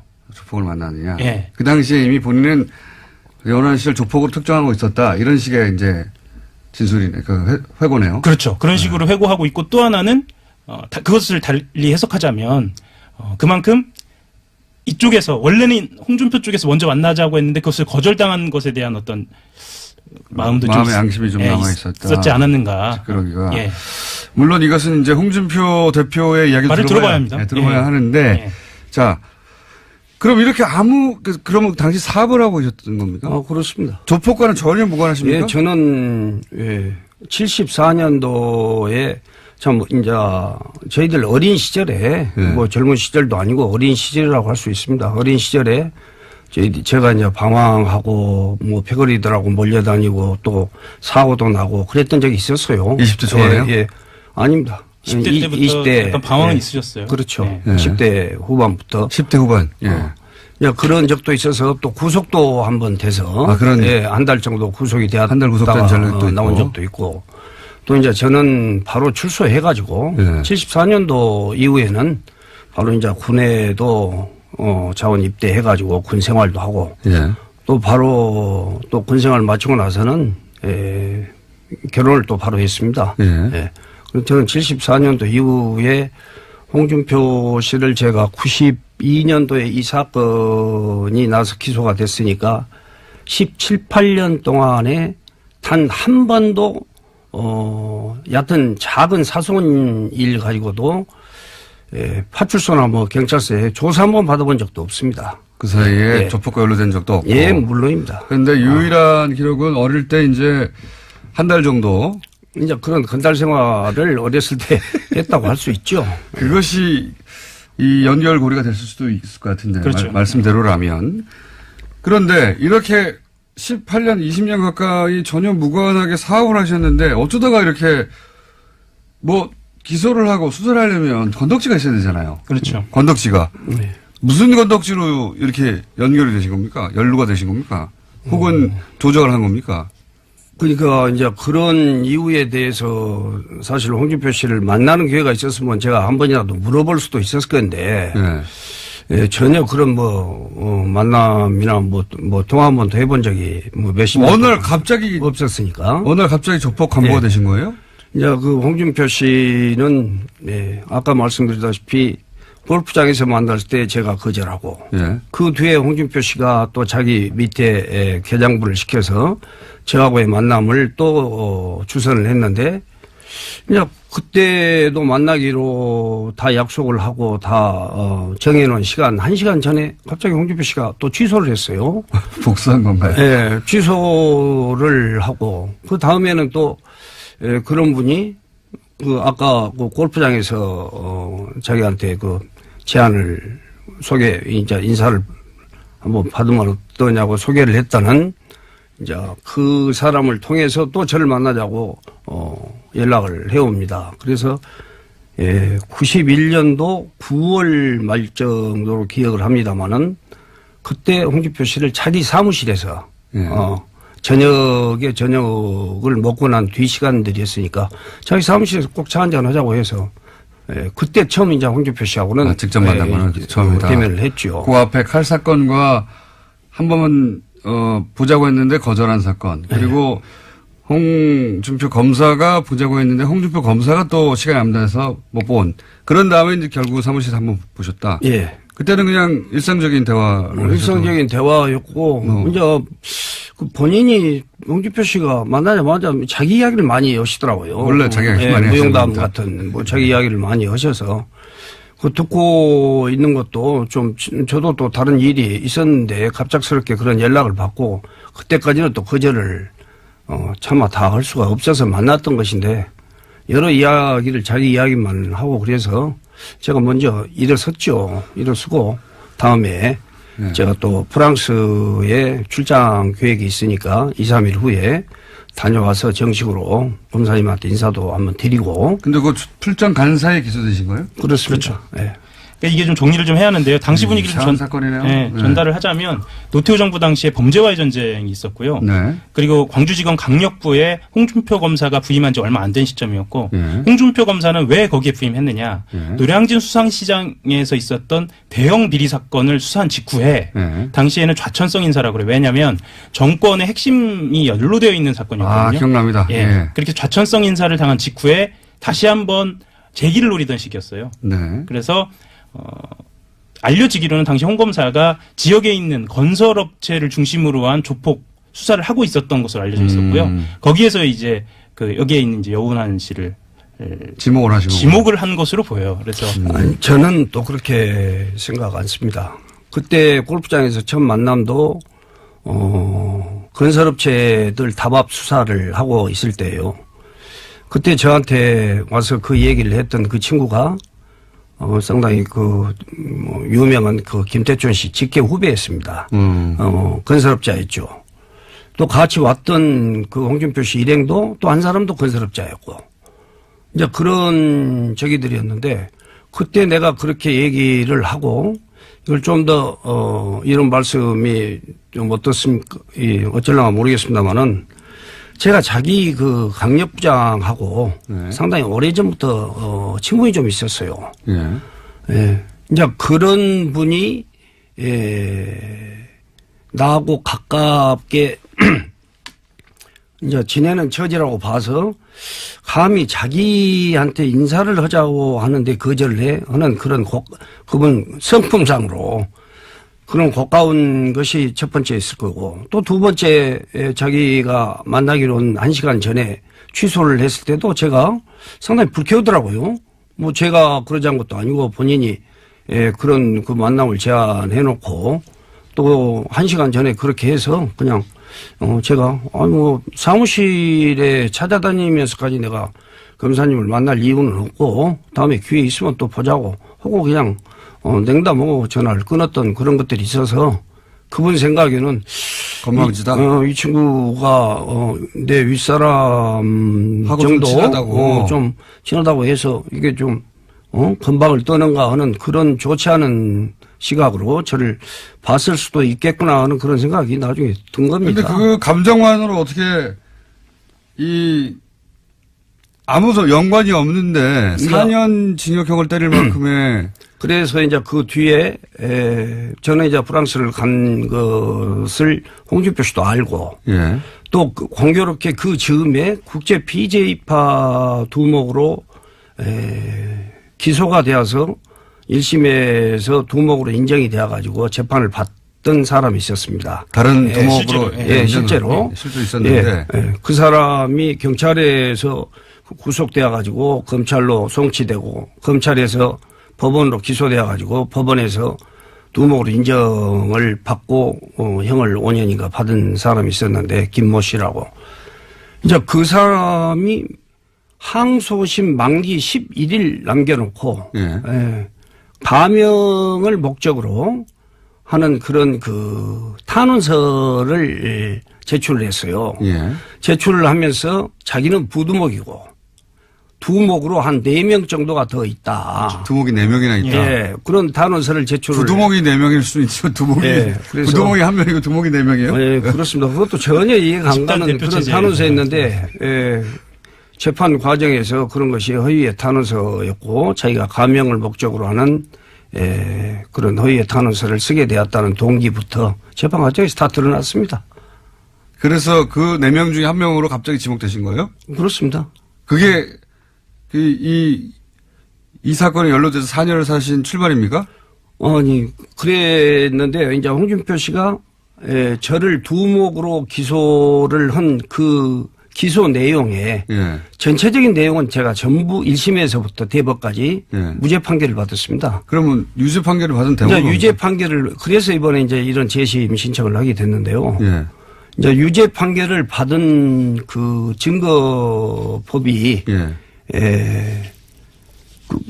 국제 PJ파의 조직원에 진술이 하나 있었습니다. 진술이 하나, 조직원의 진술이 하나 있었다? 그렇죠. 근데 그건 검사의 기소 내용에는 전혀 없었던 그런 진술 하나를 법원에서 인용해가지고 저를 자금책 겸 두목의 고문급 간부라는 두목으로 지목한 것에 대해서는 다 무죄가 됐는데 전체 무죄를 받았죠. 근데 조직원의 진술이 하나 있었는데 한 줄이요? 예.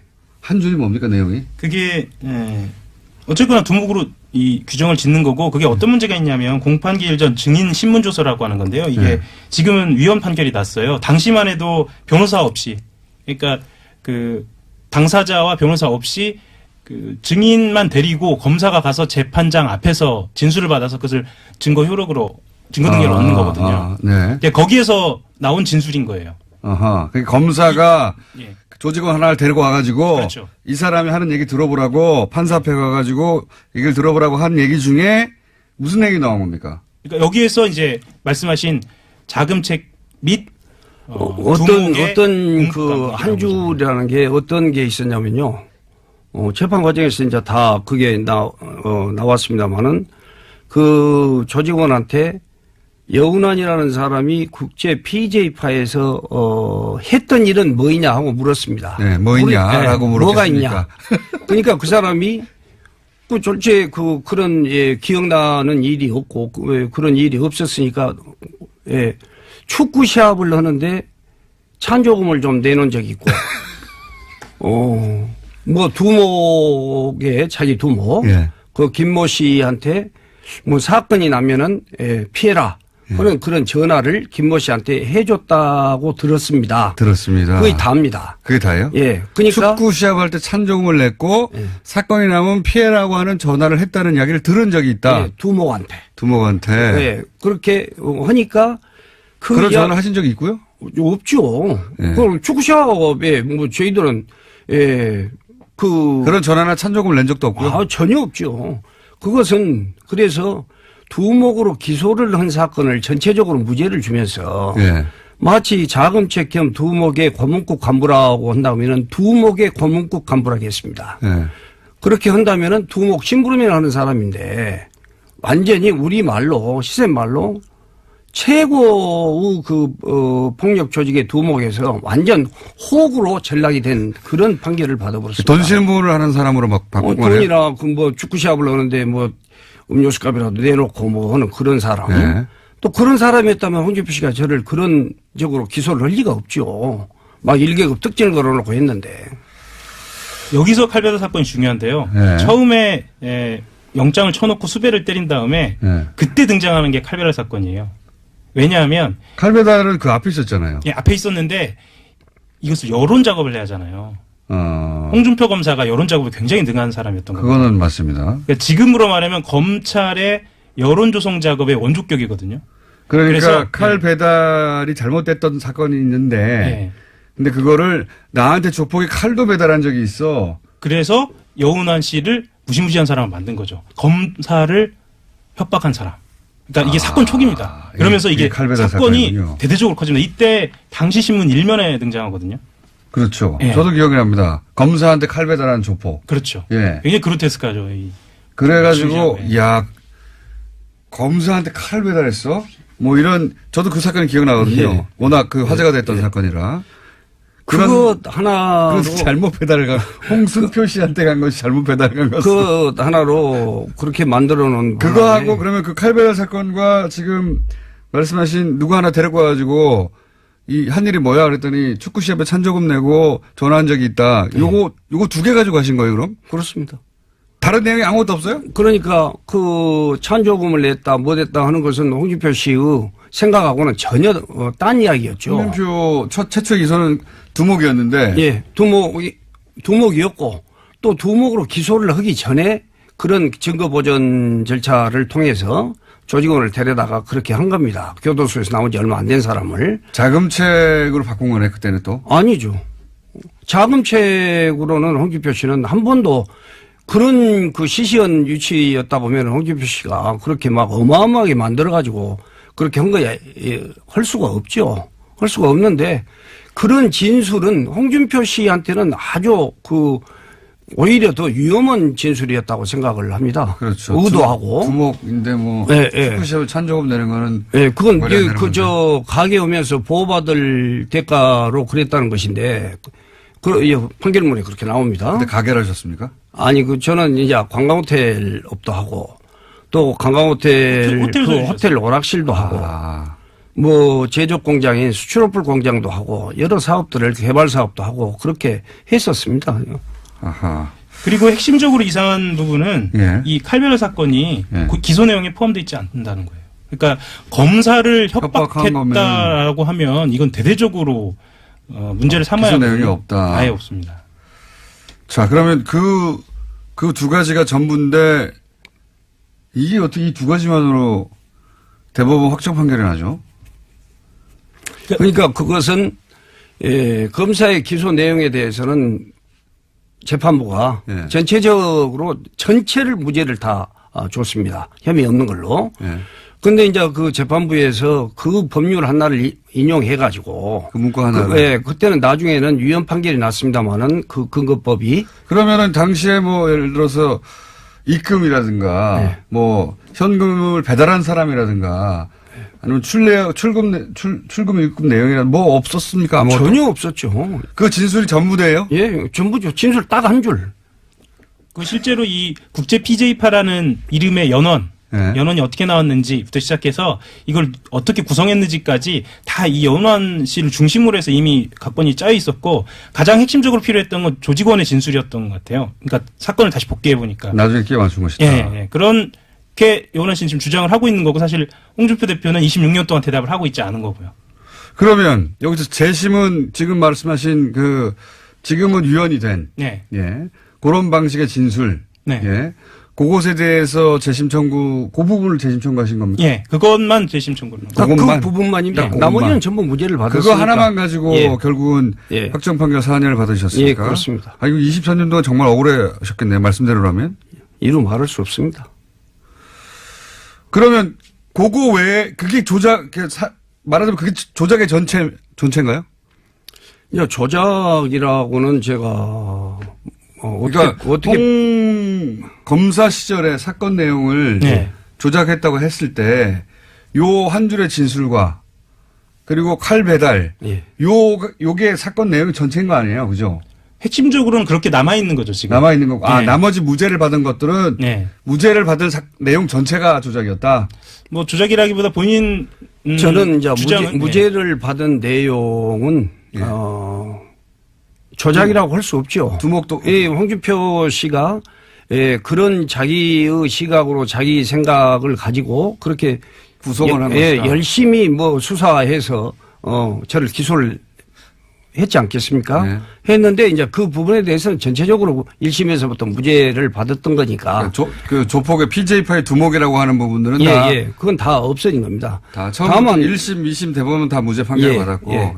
홍준표 씨가 그런 전혀 맞지 않는 칼 배달 사건이랄지 뭐이랄지 하는 것도 그 해프닝이었고 또 그 점에 대해서도 너무나 당사자니까 잘 아는 일을 또 수사나 공판 과정에서 단 한마디 언급도 없었던 그런 일을 가지고 처음에 제가 불란서에서 돌아가지고 바로 내려가겠다고 하니까 일단은 그걸 좀 제지하더니 자기가 그냥 언론에 그걸 내고 방금 말씀하신 거는 홍준표 검사하고 지금 통화를 하고 있었다는 얘기예요.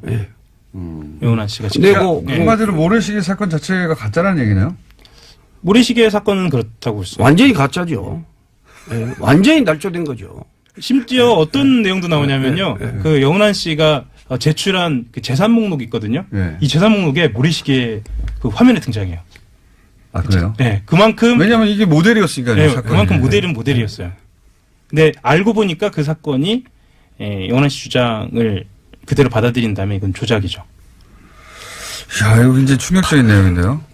칼 배달 사건을 그렇게 포장해서 그렇게 자작해서 날조시켜서 만든 이걸로 홍준표 씨는 정치에 입문도 했다고 저는 봐집니다. 그리고 전혀 없었던 그런 수사할 때 한마디 언급도 없었던 그런 일들을 어떻게 그렇게 만들어가지고 그런 일이 있을 수가 있거든요. 그 사건에서 가장 핵심적인 그 증거라고 한다고 하면 그 이상의 증거가 어디가 있겠습니까? 자, 알겠고요. 네. 오늘은 여기까지 듣고요. 네. 저희가 홍준표 대표, 혹시 홍준표 대표 반론 청구 지금까지 홍준표 대표는 이 사안에 대해 실제로 이게 책이 나왔거든요. 네. 책이 나와서 지금 말씀드린 내용이 거기에 포함되어 있어요. 홍준표 대표는 일체 대응하고 있지 않습니다. 그렇군요. 네. 저희가 한번 예, 뉴스공장에서 한번 반론을 해보겠습니다. 예, 반론을 요청을 하실지는 모르겠는데 지금 용환 씨 주장대로라면 그동안은 이제 재심을 청구 못 하셨는데 지금 재심 청구하시면서 밝히는 이 내용이 충격적이거든요. 사실은. 야, 오늘 여기까지 하고요. 당사자 반론을 저희가 한번 요청해보고 반론이 없으면 또 한번 보시겠습니다. 반론이 없기 때문에 오늘 여기까지 일단 첫 번째 순서로 들어보겠습니다. 요거 금방 끝날 사건 아닌 것 같거든요. 네.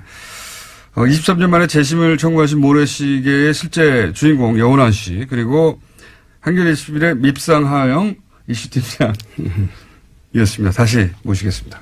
하긴 했습니다. 그 말의 의미는 안철수 대표 쪽에 그런 빌미나 구실을 주면 안 된다. 차라리 내가 만든 게 낫다. 이제 그런 의미죠. 예. 정치 9.5단이다 보니까 예. 이 사건은 이제 결별을 기정사실화하는 사건으로 앞으로 역할을 할 것이다. 박주원 위원은 애초에 왜 입당했을까요? 이 질문도 사실은 하지 않을 수가 없어요. 왜냐하면 검사 출신으로 DJ 검찰 저격. 수사관 출신입니다. 네, 수사관 출신으로 참 정보통 유명한 정보통이었어요. 예, 그렇죠. DJ 저격수 역할, 정보 제공자 이런 역할인데 한나라 출신은 시장. 안산시장까지 했었고요. 근데 이제 DJ 정신 계승한다고 창당한 국민의당에 작년에 왜 입당했느냐. 본인 정책사가 전혀 안 맞거든요.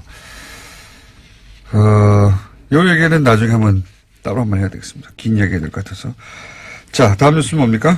네, 이건희 삼성전자 회장의 자택공사 비리 의혹을 경찰이 수사하고 있는데요. 경찰이 이를 수사하다가 차명 계좌를 발견했다라고 합니다. 그래서 국세청을 압수수색했는데요. 서울국세청입니다. 또 JTBC 보도에 따르면요. 해당 계좌는 모두 8개로 삼성그룹 전현직 임원 명의로 되어 있다라고 하는데 경찰 관계자에 따르면 삼성그룹 관계자가 조사 과정에서 해당 계좌에 대해서 회장님 재산이다라고 진술했다고 합니다.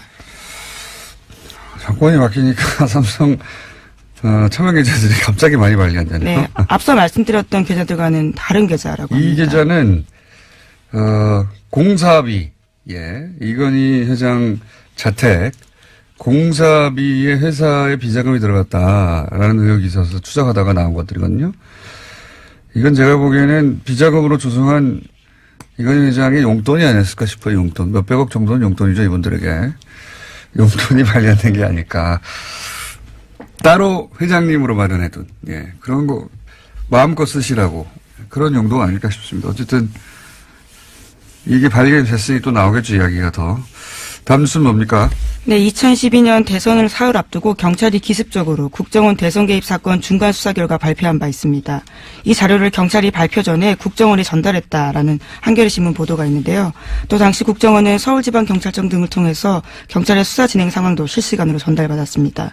그래서 검찰은 오늘 김병찬 서울 용산경찰서장을 공무상 비밀 누설 혐의 등으로 불구속 기소할 방침입니다.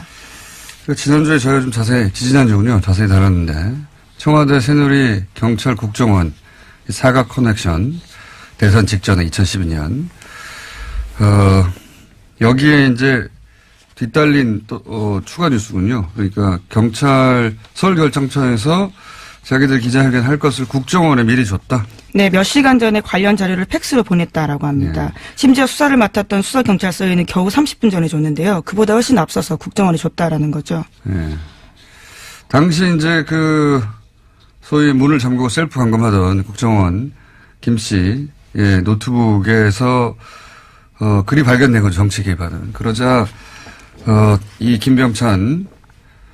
당시에는 서울청 수사 2계장이었습니다. 네. 이 수서경찰서에서 수사를 하던 김병찬. 예, 서울청에서 수사했었는데요. 예. 소장이 그게 안 나오도록 검색어를 줄여서. 그렇죠. 범위를 줄였습니다. 그래서 실제 검색어가 안 나왔다고. 그러니까 나온 검색어를 피해서 안 나오는 단어로 검색하도록 만들었다는 얘기죠. 예. 이러고 나서 이제 국정원이 국정원의 명예가 실추되고 그 직원 인권이 유린됐다고 민형사상 책임을 묻겠다고 했었죠. 곧바로 그런 보도자료 낸 바가 있는데요. 정말 겨우 이번에 드러나서 공소시효 하루 전에 검찰이 기소하게 됐다라고 합니다. 그렇군요. 이건 그때도 다 의혹이 충분히 있었는데도 다 넘어갔었죠. 이제야 밝혀지는 겁니다. 자, 다음 뉴스는 뭡니까? 네, 지난주 금요일에 최승호 신임 사장을 맞은 MBC가 노서 공동으로 해직자 6명의 복직을 선언했습니다. MBC 보도국 간부와 메인 뉴스 앵커도 교체가 됐는데요. 반면에 노종면 YTN 기자는 노사 간 적폐청산 협상이 결렬되자 보도국장직을 거부했습니다. 노 기자는 이명박 정부 시절 낙하산 사장 반대 투쟁으로 해고됐다가 9년 만에 복직한 바 있습니다. MBC와 YTN의 상황이 대비되는 모습인데요. 또 KBS 같은 경우에도 새 노조가 역대 체장 파업을 이어가고 있습니다. 현재는 집행부가 단식도 하고 있는 중입니다. 자, 이 YTN 소식은 사실 언론에 잘 보도가 다 안 됐었는데 지금 노사가 사실 격한 대립 중이거든요. 뉴스가 나오다 보니까 아무 일 없는 줄 알고 계신 분들 많은데 최남수 YTN 내정자를 두고 노사가 대립 중인데 왜 최남수 내정자를 문제 삼느냐, 내부 구성원들이 YTN에. 저희가 오늘 잠시 후에 인터뷰를 하겠지만 이분이 과거에 어떤 일을 했었냐면 예를 들어서 이명박 대통령이 2009년에 기부한다고 알고 봤더니 그거 이제 비자금을 다루는 비자금을 숨기기 위한 또 다른 방식에 불과했는데 뭐라고 했었냐면 위대한 부자의 아름다운 선행 또는 대승적 결단, 자기희생, 가난한 사람들에게 사랑의 보답 안 했어요, 이 기부로. 따뜻한 자본주의, 등등등 온갖 미사역으로 당시 이명박 전 대통령을 찬양했었어요. 예, 실제. 그런 글도 썼었고, 혹은 노무현 대통령 서거의 시계, 이런 거 비꼬는 칼럼도 썼었고, 정치 성향이 흔히 하는 말로 친이 아니냐. 그 외에도 예를 들어서 노정면 기사가 긴급 그 다음에 이제 로스쿨 제도 개선을 위해서 설립된 단체이기 때문에 주로 사법시험, 예비시험 제도 도입, 예. 사법시험 존치, 예. 그런 여론조사, 그 다음에 법사위 소속 의원분들께 문자 발송하고 전화도 좀 하라는 활동을 제안하고요. 예. 그런 학술대회, 여기 학회 비슷한 거니까 학술대회 하고, 예. 특별히 민감한 건 한 번 있었어요. 예. 그건 뭐냐면은, 그렇기 때문에 법과대학 교수들이 하면은 아무 얘기 없으면 동의한다. 이런 관행은 없었다고 볼 수 있죠. 오히려 그 반대되는 사건이 있었는데요.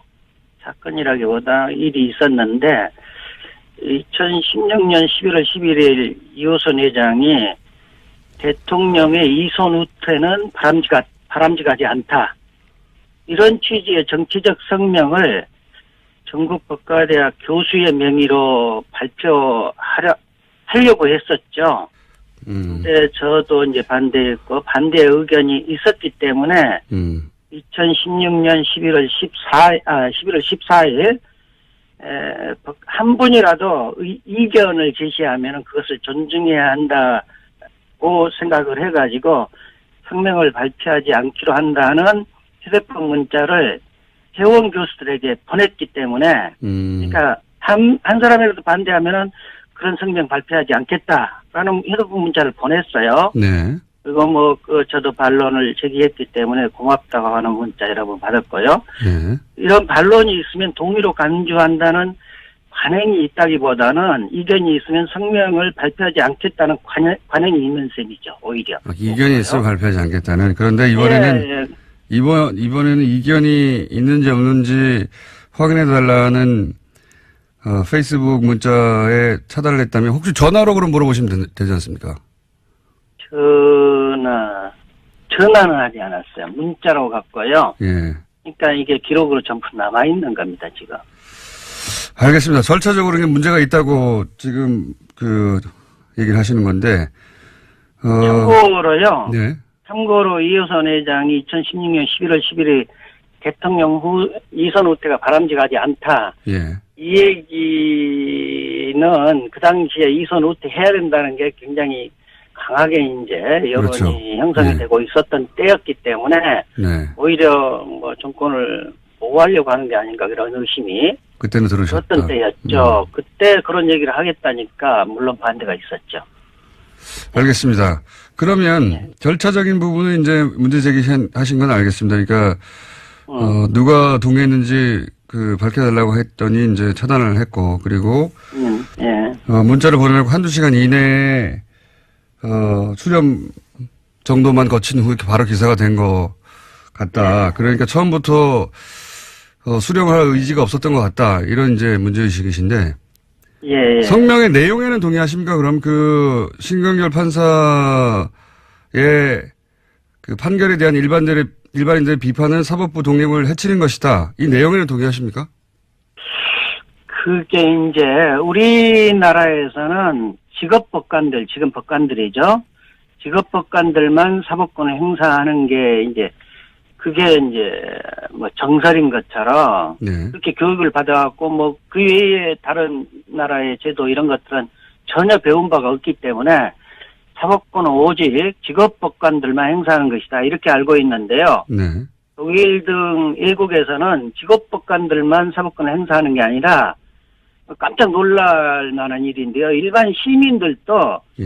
직업법관들과 함께 동일한 권한을 갖고 뭐 독일 참심제라든지 명예법관제 이런 거 보면은 동일한 법관과 동일한 그 권한을 갖고 일반 시민들이 참여를 해요. 사법권 행사에. 예. 그렇기 때문에 우리나라에서는 직업법관들이 이제 정관들, 학연, 지연, 혈연 이런 등에서 흔들리고 특히 자신들 승진 때문에 대법원으로부터 흔들려가지고 법관이 독립적이지 못하고 자의적으로 사법권을 행사하는 게 문제죠. 이 심강렬 판사도 우병우와 같은 대학 연수원 동기이고 같은 지역 출신인데 좁은 그것도 지역 출신인데 보통 사람이라면은 공권 행사에 흔들릴 만큼 많이 가까운 사이죠. 그런데도 일반 시민들이 납득이 안 가는 결정까지 했기 때문에 의심을 하는 것이거든요. 예. 우리나라가 외국처럼 직업법관과 일반 시민이 구석적 의심을 하는 사법참여 민주주의 국가였다면은 심강렬 판사가 갖고 있는 뭐 대학 연수원 동기 등 학연이나 지연의 영향을 차단할 수 있었을 텐데 뭐 그런 제도가 없기 때문에 영향을 받았을 것이라고 국민들이 의심을 하는 것이죠. 이렇게 뭐 일반 시민이 직업법관과 함께 사법권을 행사하는 사법참여주의 민주주의 제도에서는 승진이라든지 정관, 학연, 지연, 혈연 등 영향을 차단할 수 있을 뿐만 아니라 사법참여주의 사법참여 민주 구성원이 바뀐 거죠. 법과대학이 구성원이었는데 법과대학 교수들이 구성원으로 어쩌면 일종의 질적인 변화를 가져온 건데요. 어떤 의결 절차를 거친 거니까. 그리고 이 법과대학 전국 법과대학 협의회가 전신 이게 사법시험 존치, 예비시험 제도 도입 등 로스쿨 제도 개선을 위한 목적으로 이제 설립된 거라서 그 목적은 그대로 가지고 간다고 보고요. 구성원들이 동의해가지고 뭐 묵시적인 동의죠. 오늘에 이렇게 된 겁니다. 알겠습니다. 처음에는 대학으로 그러니까 로스쿨 문제 제기를 한 대학들 모임으로 시작됐다가 나중에는 구성원들이 교수회로 바뀌었다. 네. 예. 알겠습니다. 그럼 이제 이 성명서 관련해서 제가 질문을 드려보겠습니다. 성명서가 처음 언론에 보도된 게 이제 찾아보니까 11월 27일 월요일 오후 3시 20분경이었는데 세계일보를 통해서 그 이후 연합뉴스에서도 보도가 됐고. 그런데 이제 이호선 회장은 언론에 보도되기 전에 집행부 카톡으로 중지를 모았다 해서 이제 그 카톡 화면을 저희한테 보내왔는데 근데 이 카톡 화면에는 찬반 토론 내용이나 회원 동의 이런 걸 묻는 내용이 없어서 제가 여쭤보는 건데 혹시 이 성명서를 발표하기 전에 동의 여부를 묻는 어떤 요청을 교수님께서는 받으셨습니까? 받으셨으면 어떤 형태로 받으셨나요? 네. 우선 그 이호선 회장이 얘기한 뭐 카톡으로 중지를 모았다 이 얘기는 회원 교수들의 의견을 물은 게 아니고요. 예. 회장, 부회장 등 집행부 논의를 했다는 얘기입니다. 집행부 내부에서. 성원들의 의견을 수렴했다는 얘기가 아니에요. 회원들 의견을 물었다는 얘기가 아니다. 예. 예, 그 다음에 회원들에게는 예. 지난 11월 27일 11시 55분에 예. 이 사법부의 독립을 해치는 자제되어야 한다. 뭐 성명 초안. 근데 헌법에는 사법부 독립이 아니라 법관의 독립성이거든요. 예. 이 표현도 좀 잘못된 건데 어쨌든 사법부의 독립을 해치는 행위는 자제돼야 된다. 이런 성명서 초안과 함께 의견을 주면 수렴하겠다. 예. 이런 휴대폰 문자가 왔어요. 문자가 왔다. 예. 문자가 왔어요. 예. 근데 저는 12시부터 오후 4시 45분까지 강의가 있었기 때문에 예. 오후 5시 정해야 5시 정확하게 얘기하면 5시 13분입니다. 그때서야 반대의 뜻을 담은 2개의 문건, 이게 제가 작성한 건데요. 예. 그걸 휴대폰 문자로 발송합니다. 그 예. 나중에야 그 다음날 알았던가요, 저는? 나중에 보니까 세계일보의 김태훈 기자를 통해가지고 예. 오후 3시 20분에 예. 사법부 독립을 해치는 행위는 자제되어야 된다. 이 전국 법과대학 협의회, 교수회군요. 예. 교수의 명의의 성명서가 이미 발표된 것을 알게 되었습니다. 근데 그렇다면은, 예. 김태훈 기자님도 그 기사를 작성해야 되고, 또 데스크 검토도 있어야 되고, 그 시간이 한두 시간 걸린다고, 최소한 예. 잡아가지고요. 예. 본다고 한다면은, 400여 명 이상이 되는 전국 법과대학 교수들의 의견 수렴을 위해서 겨우 1시간 내지 2시간밖에 걸리지 않았다는 건데, 예. 이건 물리적으로 불가능하죠. 따라서 처음부터 전국 법과대학 교수들의 의견 수렴을 할 생각은 없이 언론에 발표하기로 기획된 것이 아닌가, 그렇게 볼 수 없다는 것이죠. 그런 의혹을 가지고 계시군요. 그럼 혹시 그 교수님은 11시 55분에 문자를 받고 12시가 강연이어서 끝나고 나서 5시에 나는 반대한다고 문자를 보냈는데 이미 기사는 3시에 나갔더라. 이런 얘기인데 그렇죠. 예. 혹시 다른 분들은 이 성명서에 동의한다는 단문자를 보냈는지 확인해 보셨습니까? 다른 분들은 모르겠어요. 제가 그렇게 받았기 때문에 그냥 한꺼번에 보내지 않았겠습니까? 그렇겠죠. 물론. 저한테만 늦게 보냈다는 건 말이 안 되고요. 제가 이제 여쭤보는 이유는 뭐냐면 저희도 이제 다른 분들은 이 성명에 찬성한다고 하는 의사표시가 있었나 싶어서 이호선 회장에게 이제 문의를 했는데 그 명단은 공개할 수 없다고 그래서 혹시 이호선 회장에게 다른 분들은 누가 참여했는지 물어보셨는지? 물어봤죠. 예. 물어봤는데 어떤 분들이 동의했느냐, 예. 몇 분이나 동의했느냐, 이게 페이스북으로 이렇게 대화를 했거든요. 네. 근데 그 질문을 하자 차단해 버렸어요. 예, 그거 참, 예. 그렇습니다. 차단 나가셨군요, 회장님에게. 예. 그러니까 다른 사람들 몇 명이나 참여했느냐 물었더니 차단 나가셨다고요? 예. 대답하면 될 텐데 아마 대답하기가 곤란했는가 보죠. 저희가 그 이호선 회장과 통화한 결과로는 문자를 보내서 반론이나 피드백이 없으면 동의한 걸로 보고 발표했다고 하던데.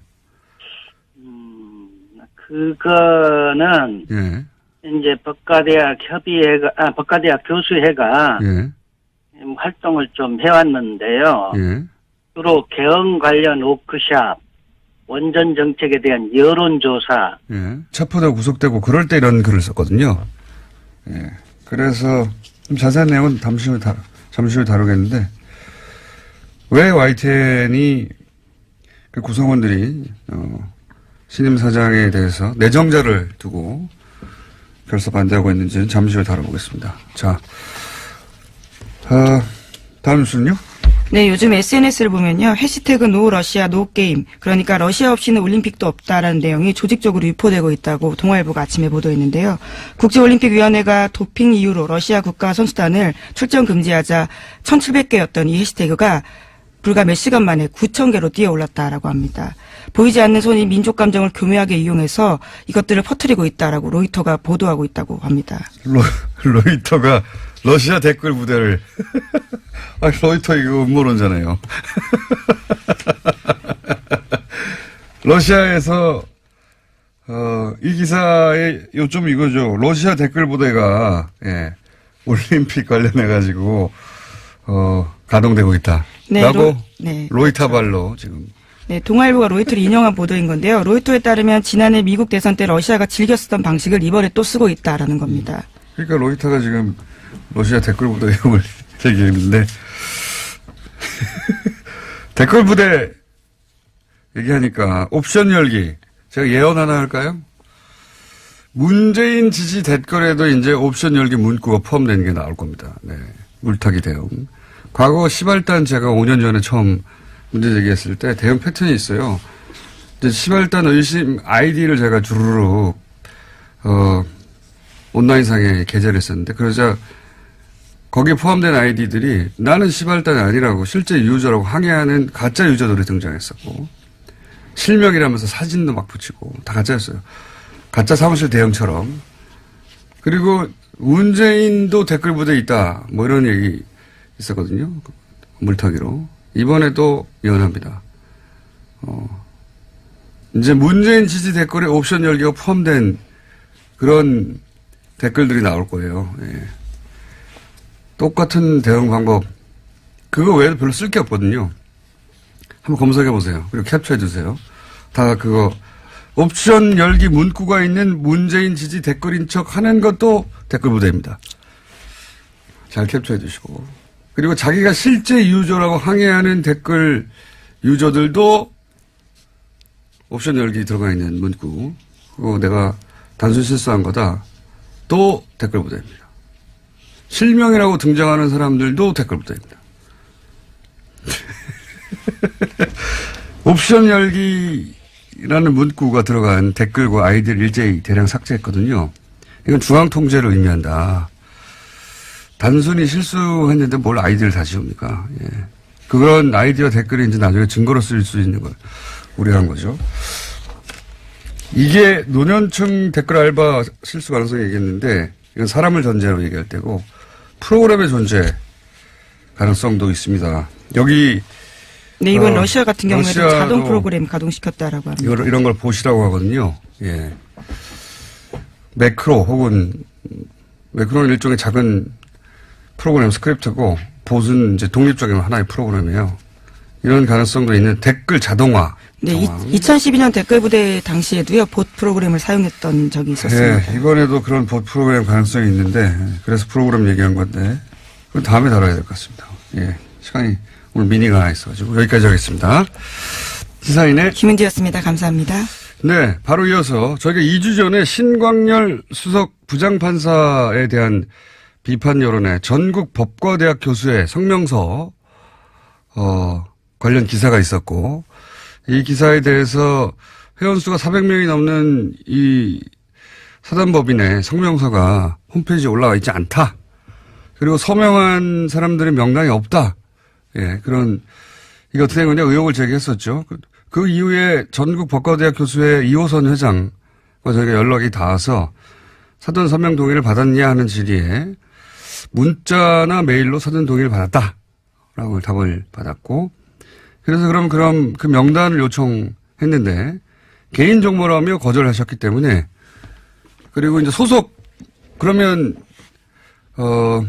동의한 사람들 말고 회원 명단을 줄 수 있겠느냐. 근데 회원 명단도 거절하셨기 때문에 저희가 이제 소속 교수들을 누가 소속된지 알 수가 없잖아요. 예. 어렵게 수배해서 한 분을 오늘 연결해서 어떤 일이 있었는지 들어보려고 합니다. 대구대학 법과대학의 윤재만 교수님 연결됐습니다. 안녕하세요, 교수님. 예, 안녕하세요. 반갑습니다. 네. 예. 그 전국 법과대학 교수회 회원이시죠? 지금 그 전국 법과대학 교수회가 어떤 단체인지 홈페이지를 통해서는 활동량이 거의 없어서 알 수가 없어서 여쭤보는 건데 어떤 단체입니까? 예, 전국 법과대학 협의회는 2009년에 네. 법과대학 대학들이 대학이 구성원입니다. 저도 그때 학장이었기 때문에. 아, 대학이 구성원이다. 예. 예, 참여 멤버였어요. 예. 처음에 구성 멤버죠. 예. 그런데 이 2015년에 예. 전국 법과대학 교수회가 예. 구성원이 법과대학 교수들로 바뀌어가지고 이렇게 결정을 해요. 예. 안녕하세요, 김원준입니다. 지난 9월 트럼프 대통령이 긴 가스관이 북한의 형성 중이다, 유구합니다 라고 했다는 연합뉴스 기사 기억나십니까? 알고 봤더니 주유소의 길이 길다, 경제 제재로 북한이 물자 부족을 겪는다는 의미인데, 이걸 트럼프가 문 대통령의 러시아 가스관 구상을 싫어한다고 의혹을 했었죠. 그런데 연합뉴스에서 이번엔 이런 보도를 했습니다. 윌리엄 페리 전 미 국방부 장관이 한국과 일본은 독립적 핵전력을 더 선호한다고 했다. 전 국방장관이 한국 핵무기 보유를 옹호하는 것은 이례적이다. 이 연합기사를 윌리엄 페리 본인이 SNS로 직접 반박했습니다. 자신이 실제 한 말은 이렇다는 겁니다. 나는 한국이나 일본의 핵무기를 배치하는 것이 바람직하지도 필요하지도 않다고 생각한다. 그러나 그럼에도 그 나라들이 독자적인 핵을 갖는 것보다는 미국 핵 배치가 낫다. 그러니까 한국 핵무기를 옹호한 게 아니라 거꾸로 한국의 핵무장을 반대한 겁니다. 이게 정반대로 전술핵 재배치, 자체 핵무장, 최근 보수 정당의 주장을 뒷받침하는 워싱턴발 뉴스가 된 겁니다. 이 정도 되면 워싱턴발 연합뉴스 무슨 의도가 있는 거 아닌가요? 김어준 생각이었습니다.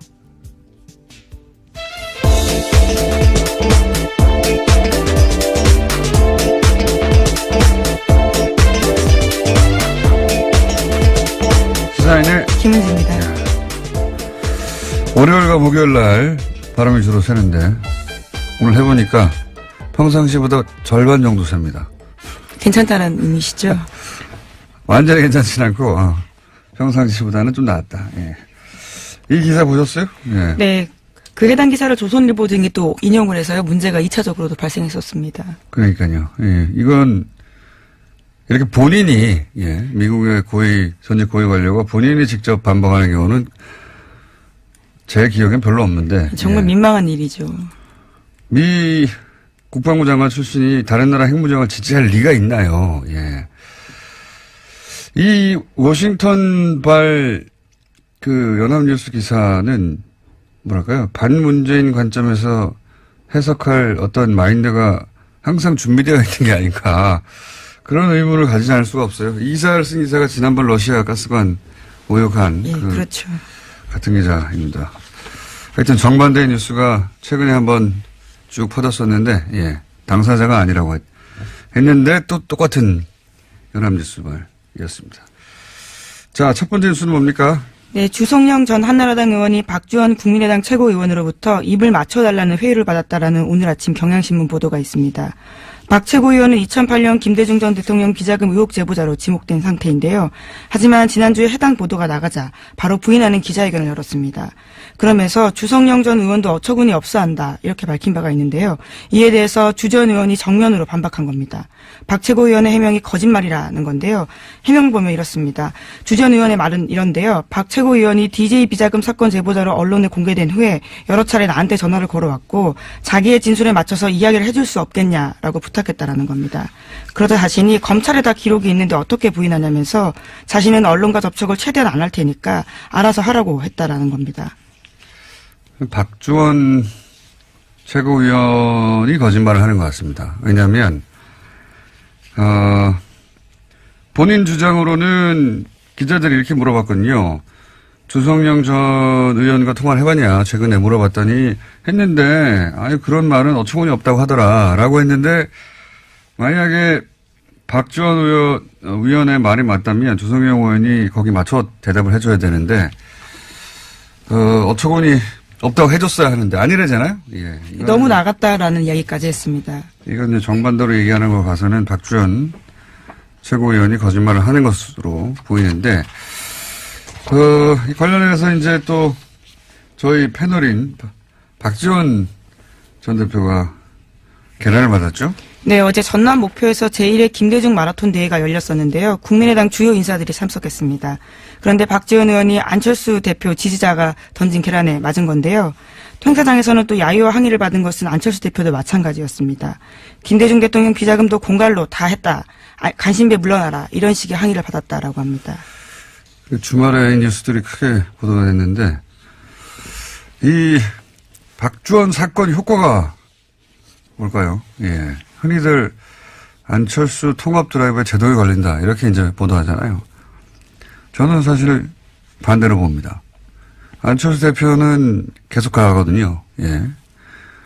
그러니까 안철수 대표 호남계 의원들의 결벌을 오히려 촉진, 기정사실화하는 효과가 있을 것이다. 이 일로 만약에 통합 드라이브가 제동이 걸리고 못하면 이런 해석이 맞는데 계속 갈 거기 때문에 오히려 결별, 촉진, 네, 혹은 기정사실화. 그 연장선상에서 안철수 대표가 굳이 호남여행을 계속 한 이유는 또 뭐냐?